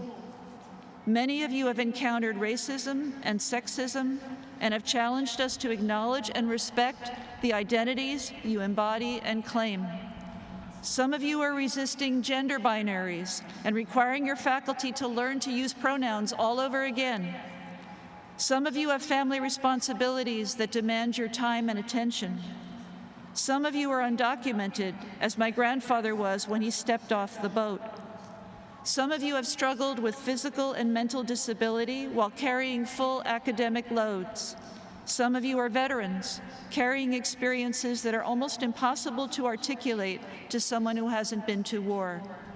Some of you fall below the federal poverty line, and a third of you are the first in your families to attend college. We should celebrate these realities and the stories you tell about them. Your stories can shape a larger narrative, not just about who education serves, but about what it should be. When we at Evergreen talk about the cycle of teaching and learning, we are acknowledging that education doesn't just transmit information from teachers to students. It is what we produce together. Knowledge doesn't reside in one place or with one group of people, no matter how extensive their training. The architect Douglas Cardinal says, when you put knowledge in a circle, it's not yours anymore. It's shared with everyone. In hearing the stories of others, we build a collective context for our work. We make learning and knowledge inclusive, multicultural, and multilingual. Class of 2017, it has meant a lot to be able to teach and learn with you. I wish you well as you take your next steps. I hope you stay in touch. And as Cabby Mitchell tells us, walk tall, take deep breaths, smile, dance, and seek to define happiness or success in your own terms. And let me add, please tell your stories. Thank you.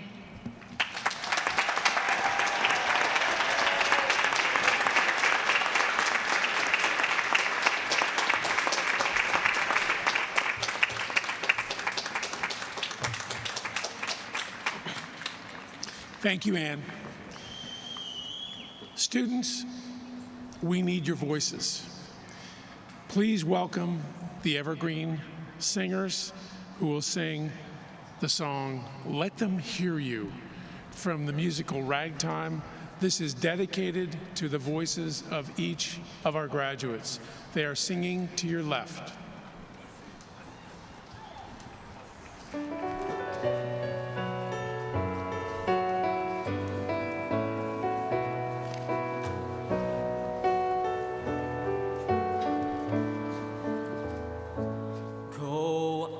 And tell our story, let it echo far and wide. Make them hear you, make them hear you. How justice was our battle, and how justice was denied. Make them hear you, make them hear you. And say to those who blame us for the way we chose to fight, that sometimes there are battles that are more than black or white. And I could not put down my sword when justice was my right. Make them hear you. Go out and tell the story to your daughters and your sons. Make them hear you. Make them hear you. And tell them in our struggles we were not the only ones. Make them hear you. Make them hear you. Your sword can be a sword.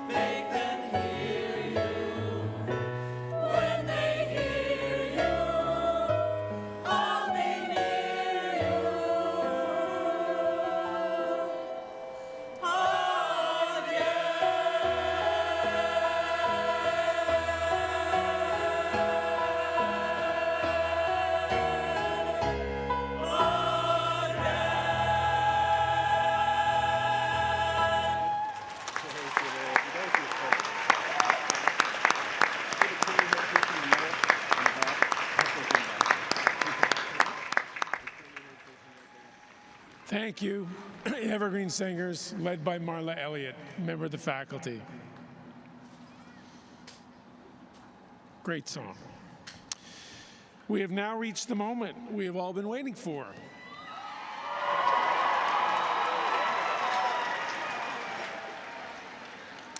Five more speeches.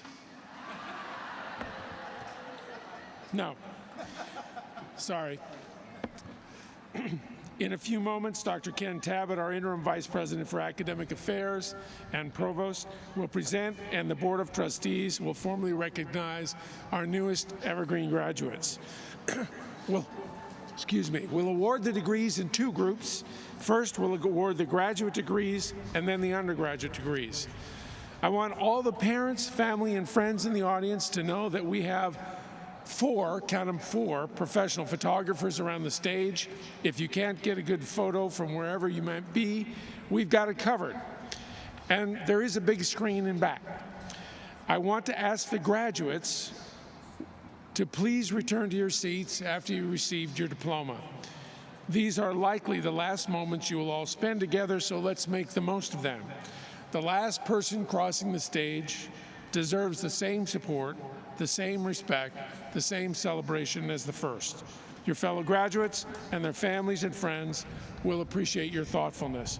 Now, I would like to invite to the lectern Evergreen's Provost, Interim Provost, Ken Tabbitt.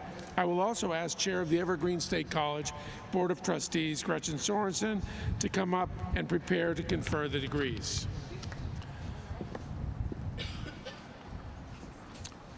Dr. Tabbitt, please present the candidates.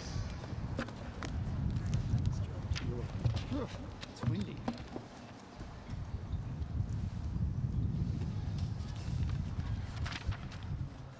Members of the board, members of the faculty, and invited guests, I am pleased to present the candidates for Master of Environmental Studies, Master of Public Administration, and Master in Teaching. There are 37 students in the 31st class of the Master of Environmental Studies program. One is an Evergreen staff. All these candidates are prepared for complex work in a rapidly changing and vital field, one that's particularly visible here in the Pacific Northwest. Public, private, and third sector organizations will benefit from their knowledge and skills. The 36th class of the Master of Public Administration program comprises 47 students. 7 are Evergreen staff members. Many were already dedicated public servants when they entered the program. Today, they are better prepared to promote and engage active citizenry, responsive, effective organizations, and reinstill public trust in government. There are 14 students in the 25th class of the Master in Teaching program. This cohort of teachers will, as has past MIT graduates, make a significant difference in the lives of future students. We are proud that many of them will teach here in the Puget Sound area. Will the candidates please rise? They have risen.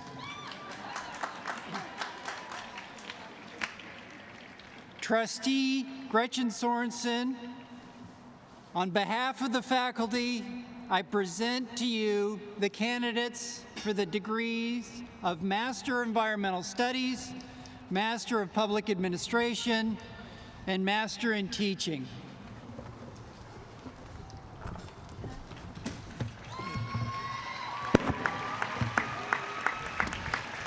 Dr. Tabbitt, President Bridges, distinguished guests, With the authority vested in me by the Board of Trustees, it is with great pleasure that I confer upon these candidates the degree of Master in Environmental Studies, Master of Public Administration, and Master in Teaching.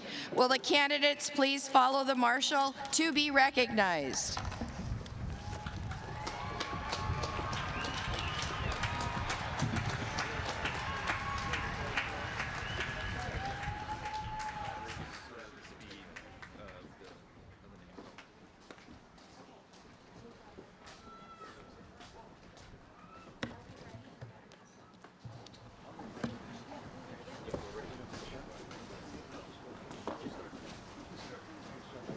Leslie Allen Watson. Jessica Lynn Chapin. Elizabeth Ann Rush. Nani Brockett. Jason Eugene Overby. Megan Daniels. Yokiko Hayashi Saguri. Talib Williams. Galen D. Radke. Erin Elizabeth Moore. Jessica Zool. Tyrone Somerville. Kiriko Takahashi. Hannah Kadanki Franks. Natasha Ann House. Whitney Jean Smith. Wendy Marie Galloway. Diana Ann Thiem.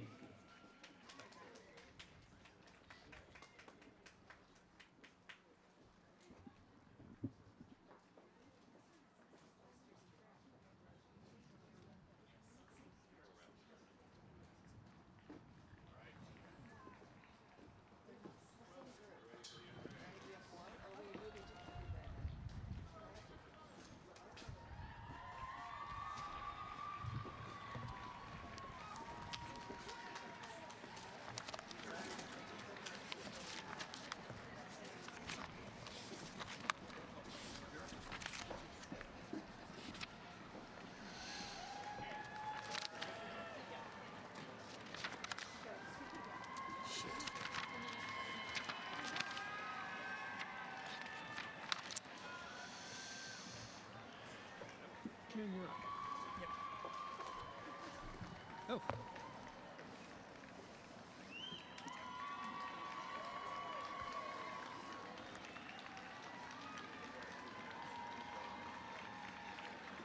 Okay. I now present the candidates for the degrees of Bachelor of Arts and Bachelor of Science.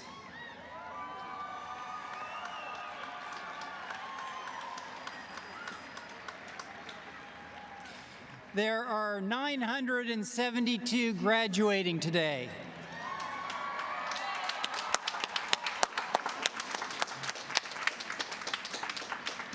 They range in age from 19 to 73 years.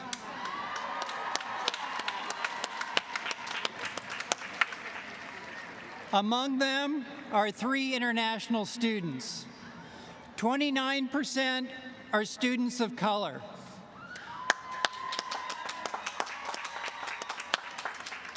And 14 of the graduates are members of our staff.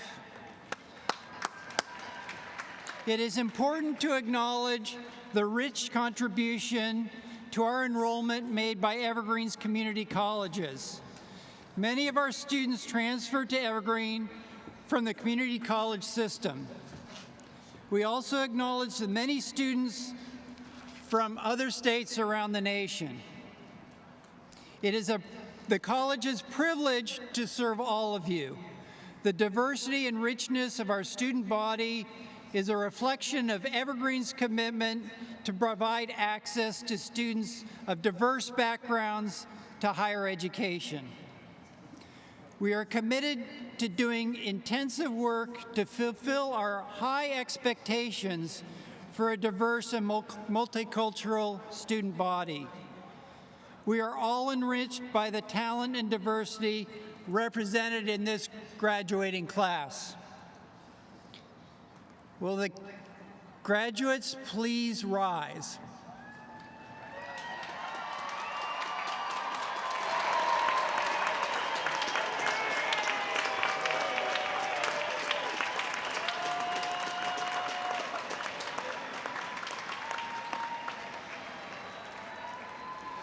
Trustee Sorensen, on behalf of the faculty, I am pleased to present the candidates for the degrees of Bachelor of Arts and Bachelor of Science.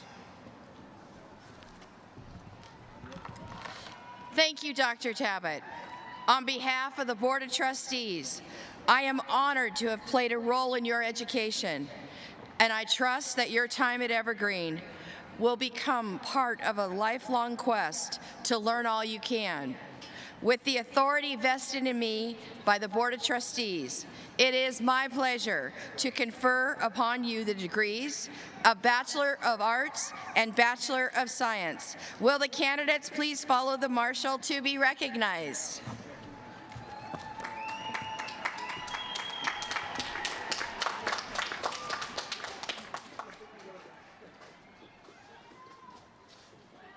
Sierra Ray Mosley, Rachel Helene Carlson, Marco Cray Pull, Havula Gauchi, Morgan Francis Cavena, Bianca Elena Valles, Mahalia Lynn Diamond, Emma Christensen Weichman, Catherine Love Johnson, Harold E. Pickernell, Jennifer Kristen Shirley Irene, Stephanie M. McMahon Pickernell, Paterno,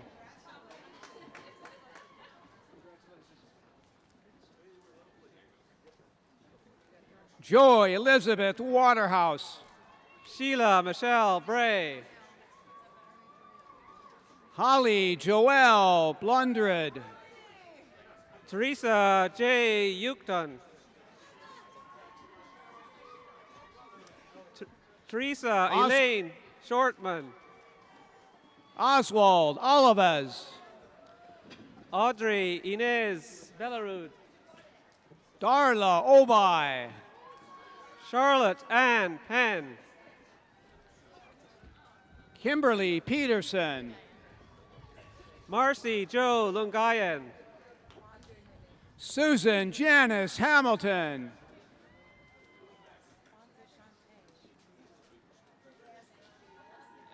Roxanne Marie Bojeo, Kwanzaa Shantae Reedy,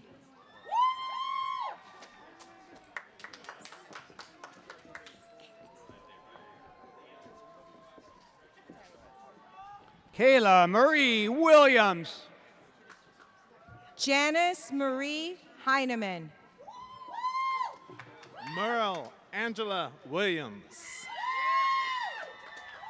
Elizabeth Estrada Zavala, Gloria Angelica Rodriguez, Paula R. Wilson, Stephanie Lynn Linky, Charmaine Rochelle Davis, Joanne Michelle Richardson, Quincy J.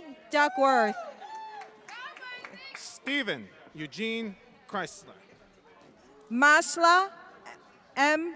Mohamud, Carla Victoria Sullivan, Max O'Leary, Heather Top, Kevin Charles Kamen, Cheyenne Alexis Lube, Laura Francis Grant, Walter Trotter Jr., Robert Donald Tacker. Mackenzie Maria Bolton. Diana Esperanza. Jawad Frangier. Amber Renee Miller. Tasia Roberts. Jane L. Rude. Rebecca Faith Ring. Kristen Marie Cayley. Kimberly Kunkel. Lisa Marie Siller. Patricia Louise Taylor. Juanita Maria Contreras. Nicole Alexandra West. Ashanti Afana Omowale. Aravis Juliana Halfin.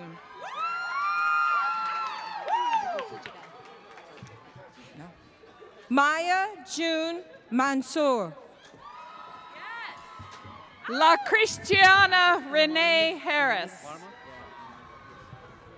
Umang Varma. Zora Genwa. Jeremy R. Clark. Sean Eugene Brown.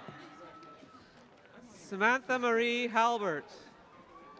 Jonathan Daniel Beacon. Casey Williams. Anthony Toribio Martin. Hayden Lee Giesbrecht.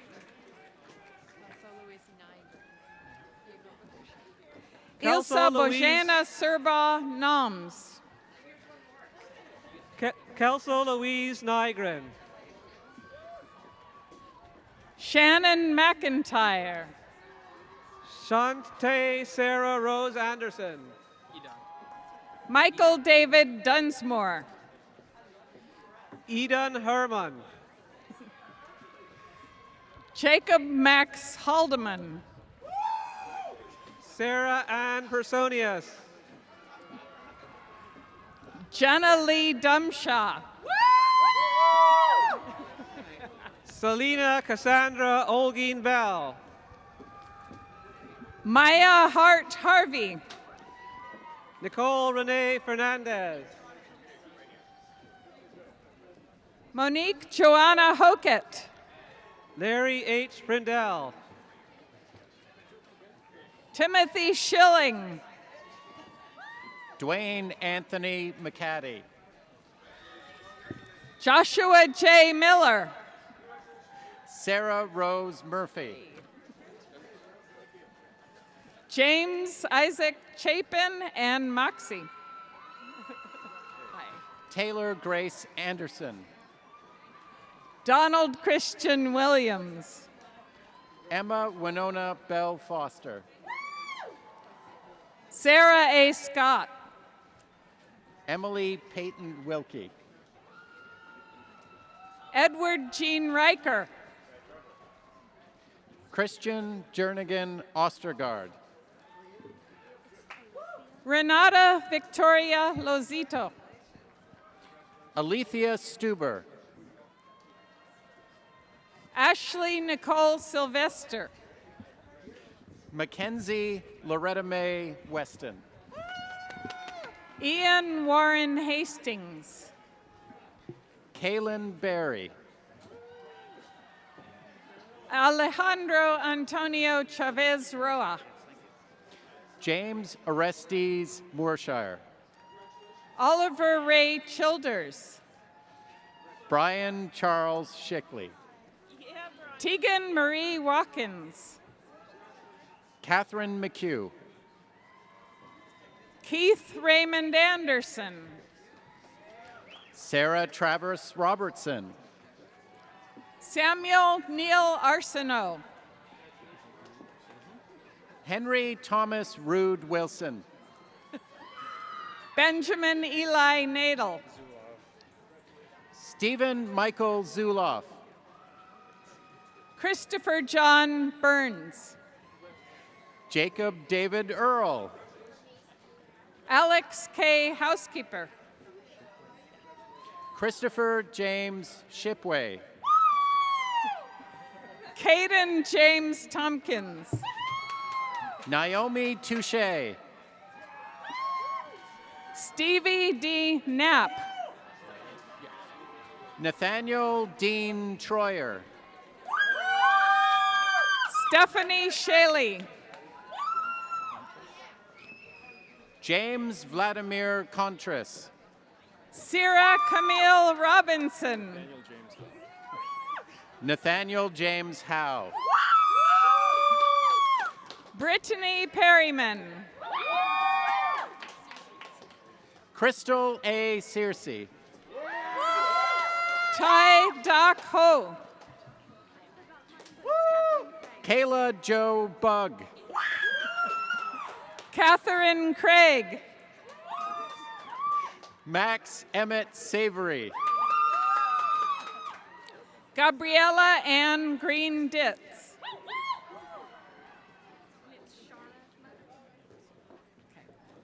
Kayla Ann Sharamut. Gabrielle Maurice Bourassa. Catherine Elizabeth Danielson. Kennedy Claire Jackson. Georgia Helen Peck. Isabel Sita Platten.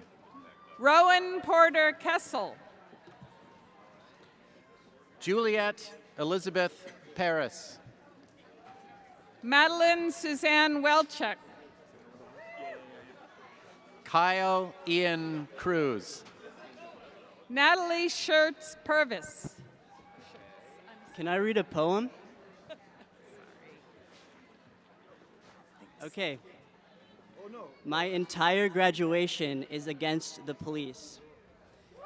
If I write a love poem, it's against the police. And if I sing the nakedness of bodies, I sing against the police. And if I make this earth a metaphor, I make a metaphor against the police. If I speak wildly in my poems, I speak against the police. If I manage to create a poem, it's against the police. I haven't written a single word, a verse, a stanza that isn't against the police.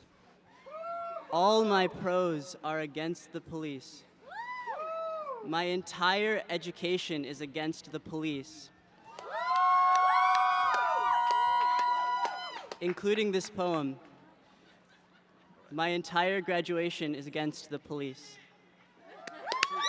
Shinji Moon. Okay. Lucas Brooke Anayu. Beverly Chan. Alexandra Milena Suarez.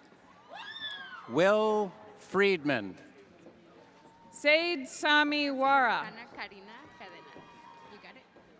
Roxana Karina Cadena. Stephanie Perez Gomez. Maria Celeste Iraeta. Jasper Lavaro Marzan.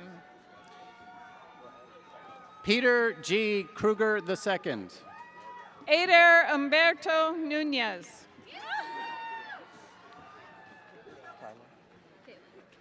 Israel Kayla Collins. Annie Buffew. Rachel Ruth Dreyfus. Joshua Sherman Phillips. Casimir McWilliam. Stephanie Margaret Alley. Kira Nevada Dunn. Mariah Grace Harrison. Anastasia Maria Sloan. Anna Manhattan Sachs Lipman. Crilly Archer Hobson Ritz. Whitney Renee Littlefield. Claire Josephine Peterson. Eric Law Hoban. Eva Christine Coleman. Bevan Peter Taylor. Grace Anna Halliday. Jesse Paul Dotson. Kotami Jessica Yamamura. Elise Marie Vasey. Gabriel David Olson.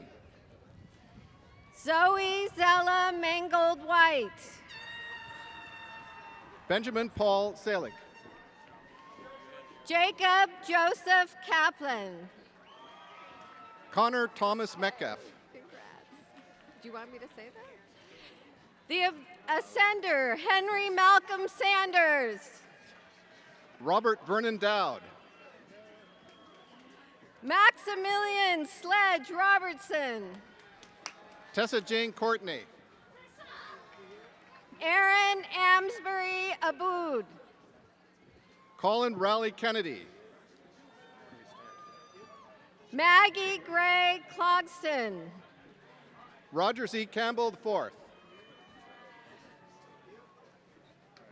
Myra Alejandra Cortez. Tashina Nicole Kimball. Julia Lee Christian. Karina Poi. Charlie Ann Larrabee.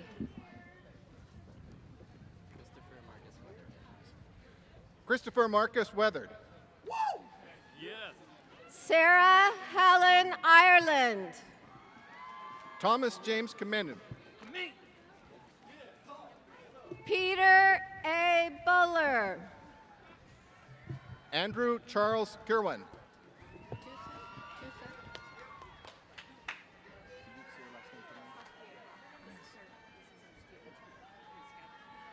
Do I say the name yet? Brianna Elizabeth Castilleja. John Colin Ross. Frederick D. Tuso. Ashley Jan Landers. Rebecca Henshaw. Melanie Kalista Guptill. Trevor James Monier. Summer Dawn Jeffrey. Seth Lindbergh Briney. Alexander DeVere Jeffrey. Blake A. Boone. Ross Steve Hamons. Jeffrey Andrew Green. Jules E. Prosser.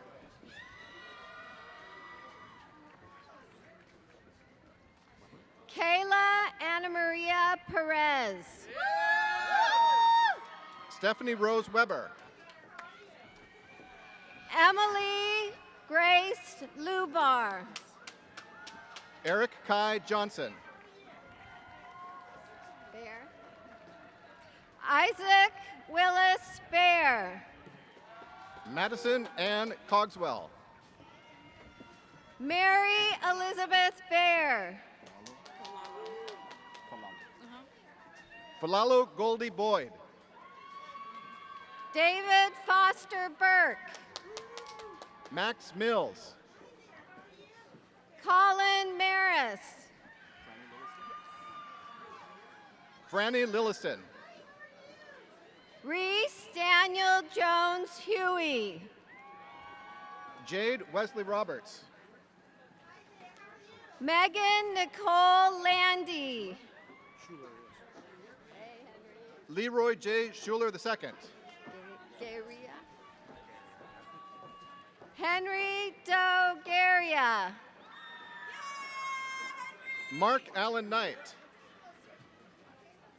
Mason William Rolfe. Lucas Adrian Campbell. Pause. Brian Baird. Megan Bridget Williams. Alana Therese Musso. Anna Galadriel Gray. Zoe Elena Frost. Aubrielle Phyllis Kepler. Heather Carla Rackley. Marissa Haran. Olivia Marie Loreth. Amber Louise Johnson. Michael Kavanaugh Elston. Maximilian Ryan Fleischer. Pan Greenwood. Caitlin Jean Willis. Megan Patricia Moore. Sophia Michelle Leemacher. Tiffany Renee Brown. Catherine Ames Thompson. Riley Joe Bradshaw. Chaska Daniel Boucher. Mary Hannah Bosmeyer Campbell. Carlise Fox Cheshire.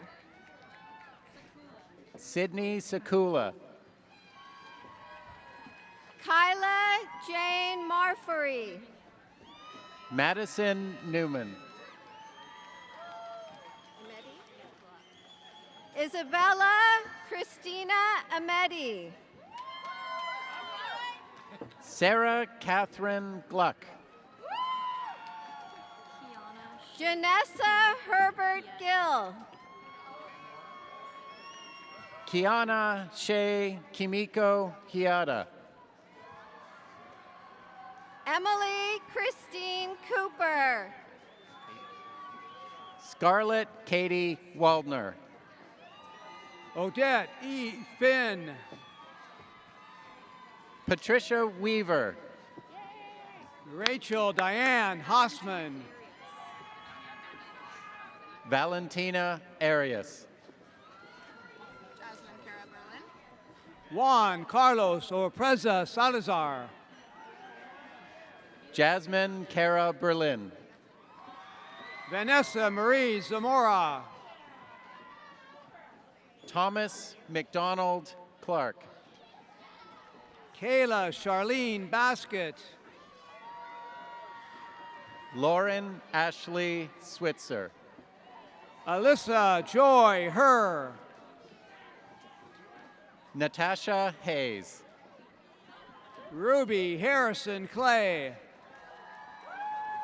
Eleanor Marie Kinsey. Isaac Chekonti.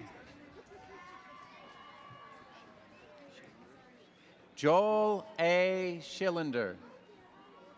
Erica Marie Stumpy. Andrew Frederick Lupton.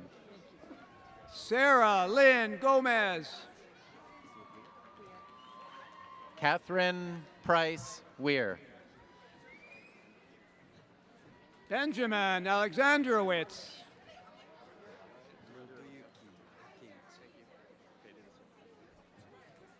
Nobiki Takenchi. Armando DeLeo. Allison Heather Cuthbertson. Rebecca Sullivan. Marguerite Plantalp. June Fukui. Kendra Faye Schmidt. Jeffrey Keith Williams. Sloan Mikhail Crab. Elizabeth Sarah Schweber. Tyler Charles Paradise. Ariana Marie Coward. Ian Xavier Tulin Gizi. Logan Scout Doherty. Marisa Traxiel.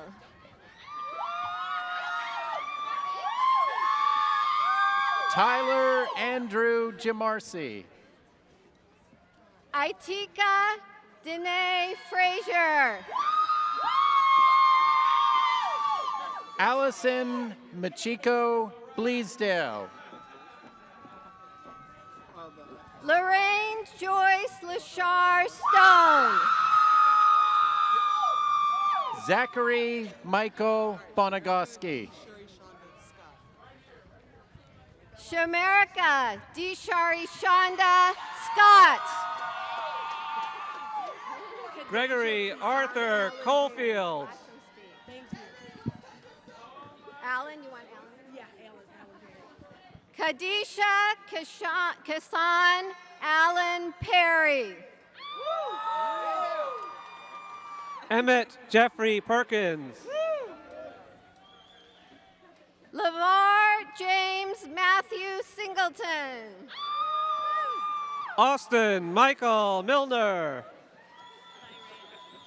Camila Davila Schrant. Virea Carey Houston. Okay. Alyssa Brianna Garcia. Maria Kathleen Miller. Leslie Amethyst Olive. Sarah St. Clair Lopez. Virginia Caroline Johnson. Audrey Rose Kramer. Taylor Charles Schomer. Lydia A. Pinkley. Caitlin Janae Dunbar. Cameron Ball. Seth Francis Froh.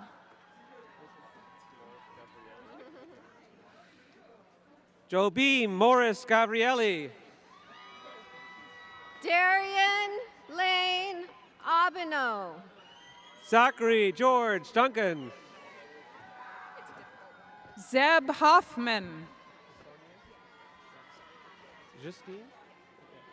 Justine Anna DeSaulnier. Zoe Beauchamp Bears. Rachel LeBaron Anderson. Rachel Joyce Kelly.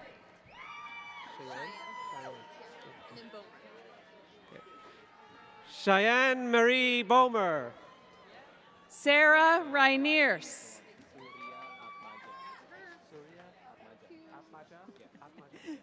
Teddy Rose Mills. Muhammad Zachary Suriya Atemaja. Ariane Allison Alvarez Aquino. Hazel Sophia Petrinovich. Madeline Thea McGriff. Cleo Frederick Matthews. Benjamin Kachi Reagan. James H. Van Hout. Edward Luis Tapia. Cody Douglas Crosley. Aubrey Emile Lagerberg. Jillian Thetford. Jessica Ann Decker Schmidt. Wiley Townsend Book. Johnny Hansen. Scott Taylor Weedle. Crisitanos Chavez. Elisa Niambura McGee. Alexander Craig Schneider. Joanna Galives. Carling Jean Vernon. Daniel Culp. Melissa Renee Doris. Bethany Hope Mullins. Stephanie Ann Cady. Felicia Lynn Garcia. Mina Kivy.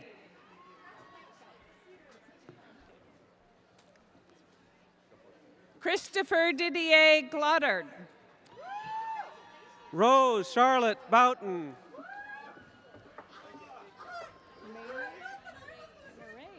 Isabel Maraid Francis. Shiley Ann Marie Butler. Renee Elizabeth Chandel. Christopher Brian Phelps. Jessica J. Bundy. Gavin Timothy Plesko. Charlie Ann Fornaca. Eve C. Wilson. Alexis Nicole Mexicano. Sapita Amoth. Kaylee Ann Wagaman. Edward Owen Cahill. Kit Ina Gertchi. Isabella N. Timmons. Luca Patrick Letzi. Joseph Samuel Martin. Brianne Lee Sherrill. Elizabeth Selene Marie McWhite. Claire Benedicta McLaughlin.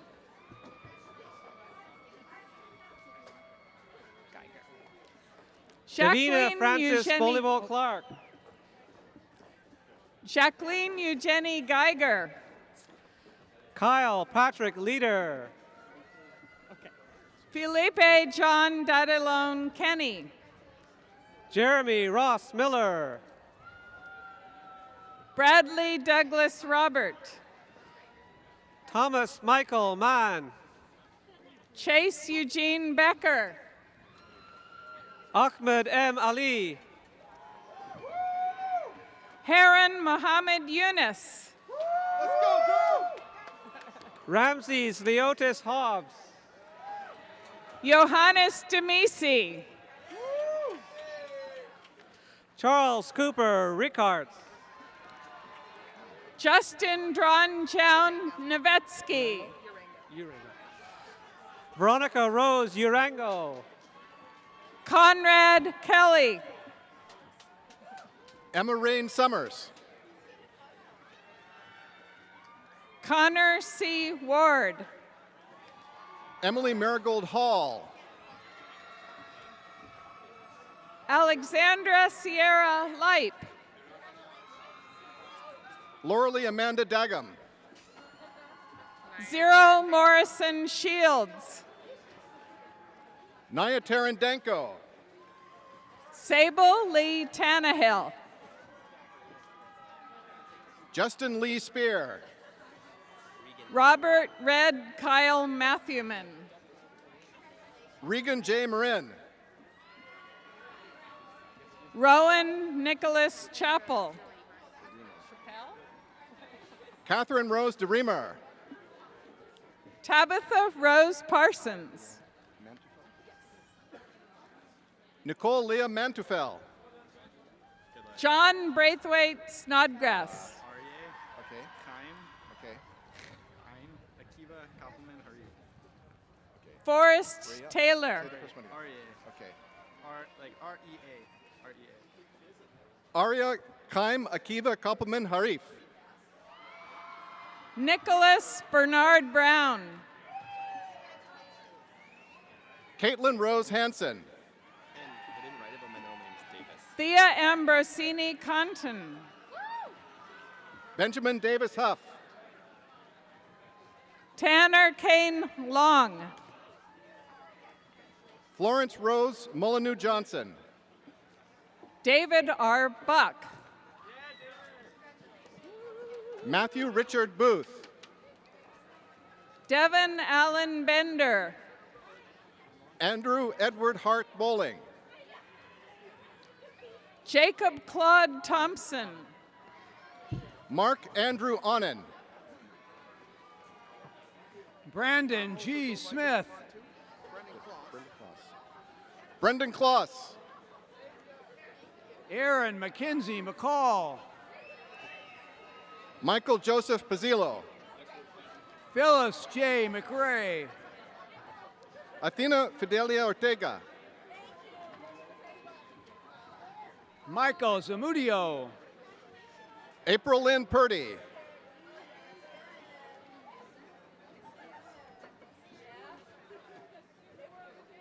Imelda Esther Acosta Uzarriga. Roma Antonio Castellanos. Forrest Timon Tanner. Gordon Greenbaum. Madeline May Walton. Brianna Nicole Barajas. Samuel Noah Melker. Gaycad Cowan. Molly Elizabeth Bernstein. Marion Hassan Osman.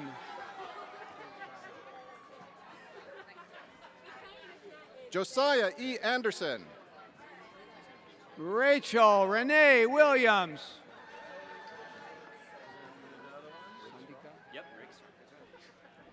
Sandika Devi Kumar. Dakota Scott Rakestraw. Stephanie Maldonado.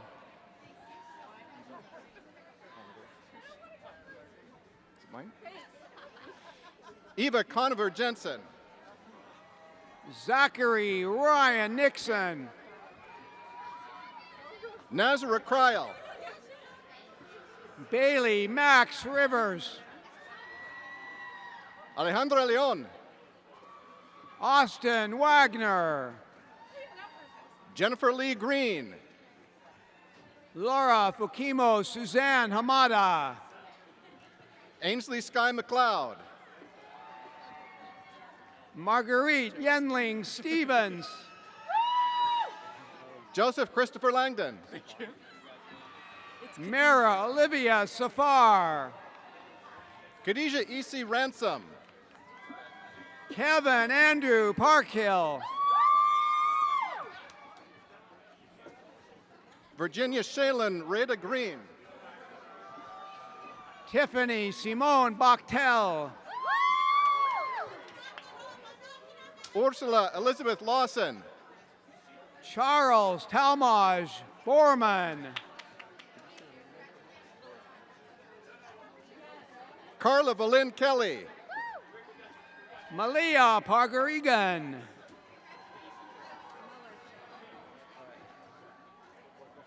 Christina M. Mullerson. Chelsea Lynn Rayborn. Megan Emily Lewis. Francesca Louise Vaughn. Blake Hagan. Aiden Francis Ardonius Riley. Kirsten R. Turner. Melissa Ann Pino. Resulta Ann Schultkus. Timothy Allen Teets. Alexander Stewart Pratt. Kristen Marie Carpenter. Taylor Michael Sample. Jennifer Lynn Goss. Alec Owen Gaben.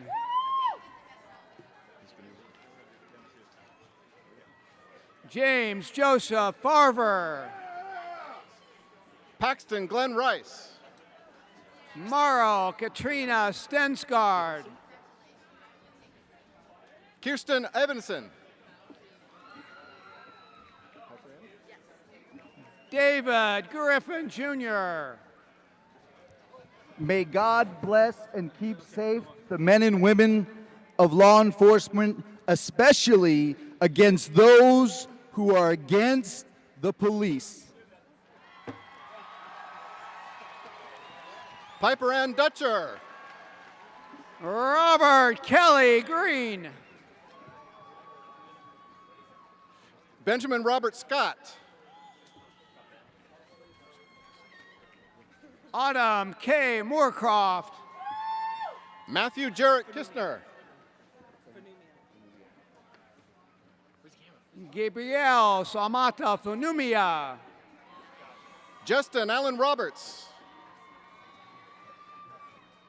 Leanne Kim Rominger. Travis Marie Cohen Lucy. Jonathan Jack Nixon. Jarek Jannard Mitchell. Bennett Cole Griffin. Carol L. Bernard. Samuel Justin Saunders Og. Cole Martin Iverson. Michaela Heaps Smith. Alexander Temple Witherspoon. Kyle Hunter Payne. Benjamin C. Dugan. Lisa Christine Ramirez.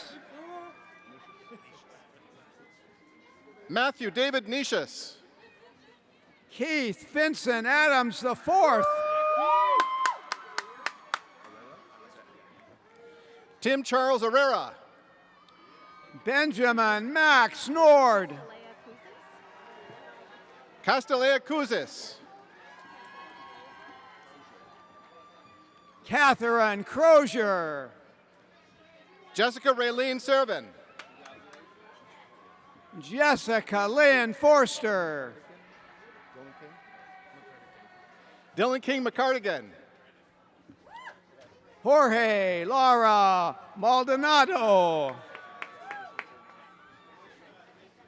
Camille Justine Lee Clausen. Taylor Peyton Fairchild. Sierra Dittmar. Charles Wesley Prather V. Ashley J. Thomas. Sarah Ann Brink. Daniel Jeffrey Johnson. And Michaela Irene Foote. Zoe B. Wright. Alyssa Marie Caleb. Caleb. Say it again. Alyssa Marie Caleb. Sierra L. Law. Oh. Can you say it out loud for me?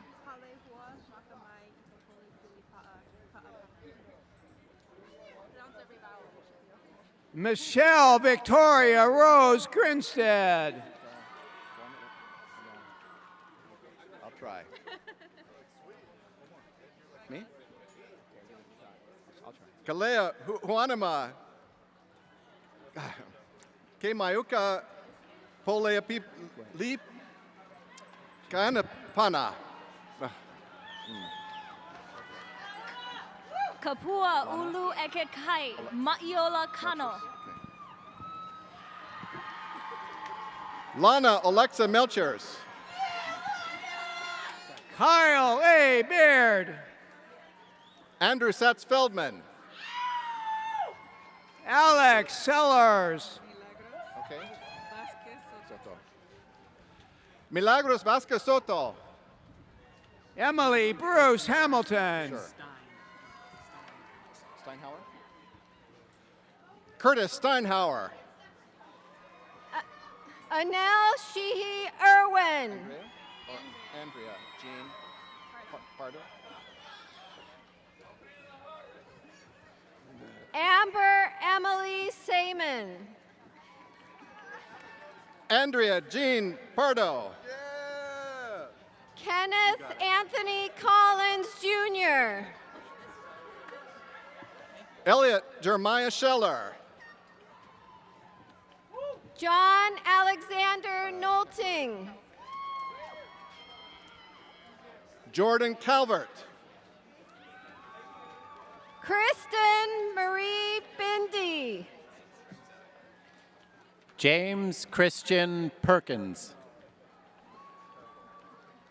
Cassandra Lisa Nicole Houghton. Damian Dowell Keys.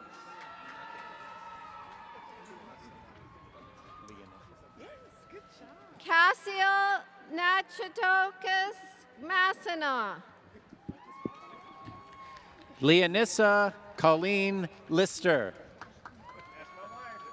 Daniel Lee Lister. Zachary James Johnston. Michael Sweeney Chapman. Zahara Hussein Daoud Boy. Dominic Stephen Shiro. Alana Nicole Parrish Schreiber. Dominic Stephen Shiro.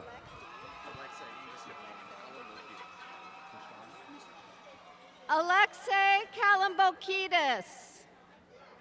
Mishana Kathy Watkinson. Aaron Robert Poppy. Diego Antoine Alexander. Tyler R.G. Swift. Joshua Brownell. Gabrielle Ginger Greening. Katie Ann Balsley. Dominique Marie Menstel Frazier. Marin Elizabeth Kyle. Sahara Dusty Rice. Lavia Peter.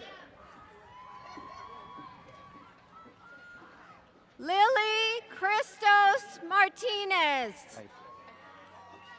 Shalise Rose Eifler. Jordan Christine Billiot.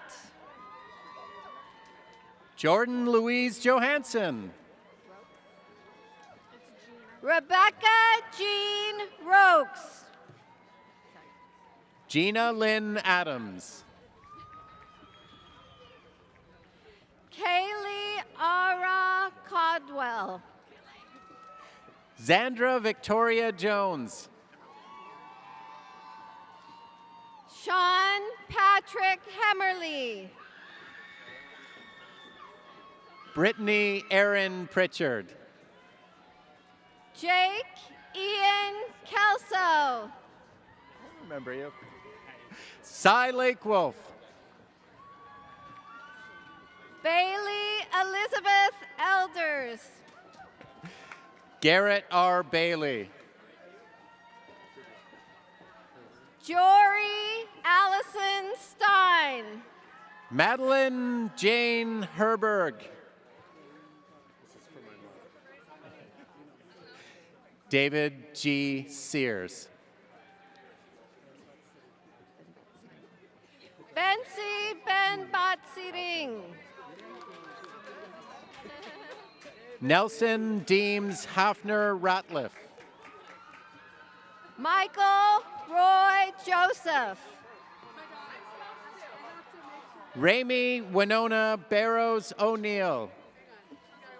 Natalia Jean Oxford. Caitlin Jennifer David Rockland. Nathan James Lawrence Johnston. Jenna Ray Crooks. Maria Elena Elizabeth Rolston. Ko Pasamsat. Stephanie Annette Crouch. That's my daughter. That's my daughter. Jane Elizabeth Rockwell. Ashley Lynn Zuber. Connor Ray Tibke. Samantha Penley. Michael Andrew Fleck. Spencer Ryan O'Neill. Kendra Freese. Cassidy Rose Willison Gish. Saf Zerman Killingsworth.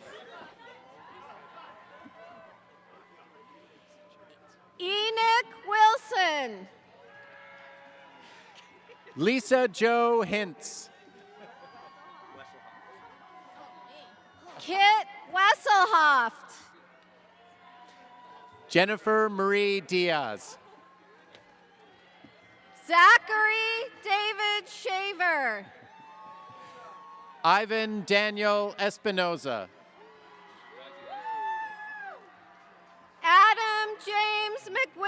Williams. Emma Rebecca Rotolo. Julia Elena Vasconi.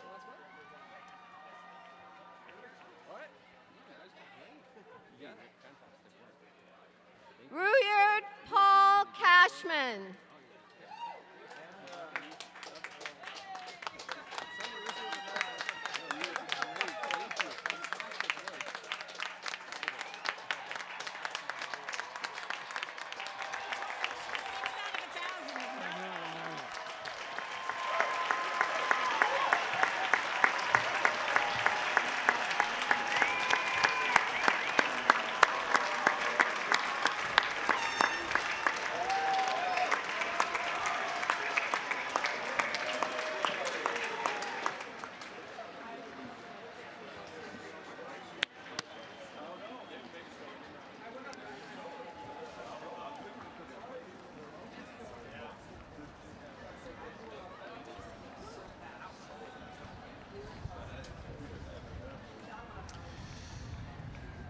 Oftentimes, college presidents use the closing remarks of a ceremony to anguish over the vagaries and vicissitudes of the human condition, while expressing great hope that graduates will overcome all the challenges my generation left them. I won't do that. At Evergreen, music is the key ingredient to every commencement ceremony, and we will close the ceremony with the Evergreen Singers, students and others who are studying choral performance. They are directed by member of the faculty, Marla Elliott. Please turn to the back of your program where you'll find the words of the alma mater and the infamous Evergreen fight song. And join me with the Evergreen Singers with those songs.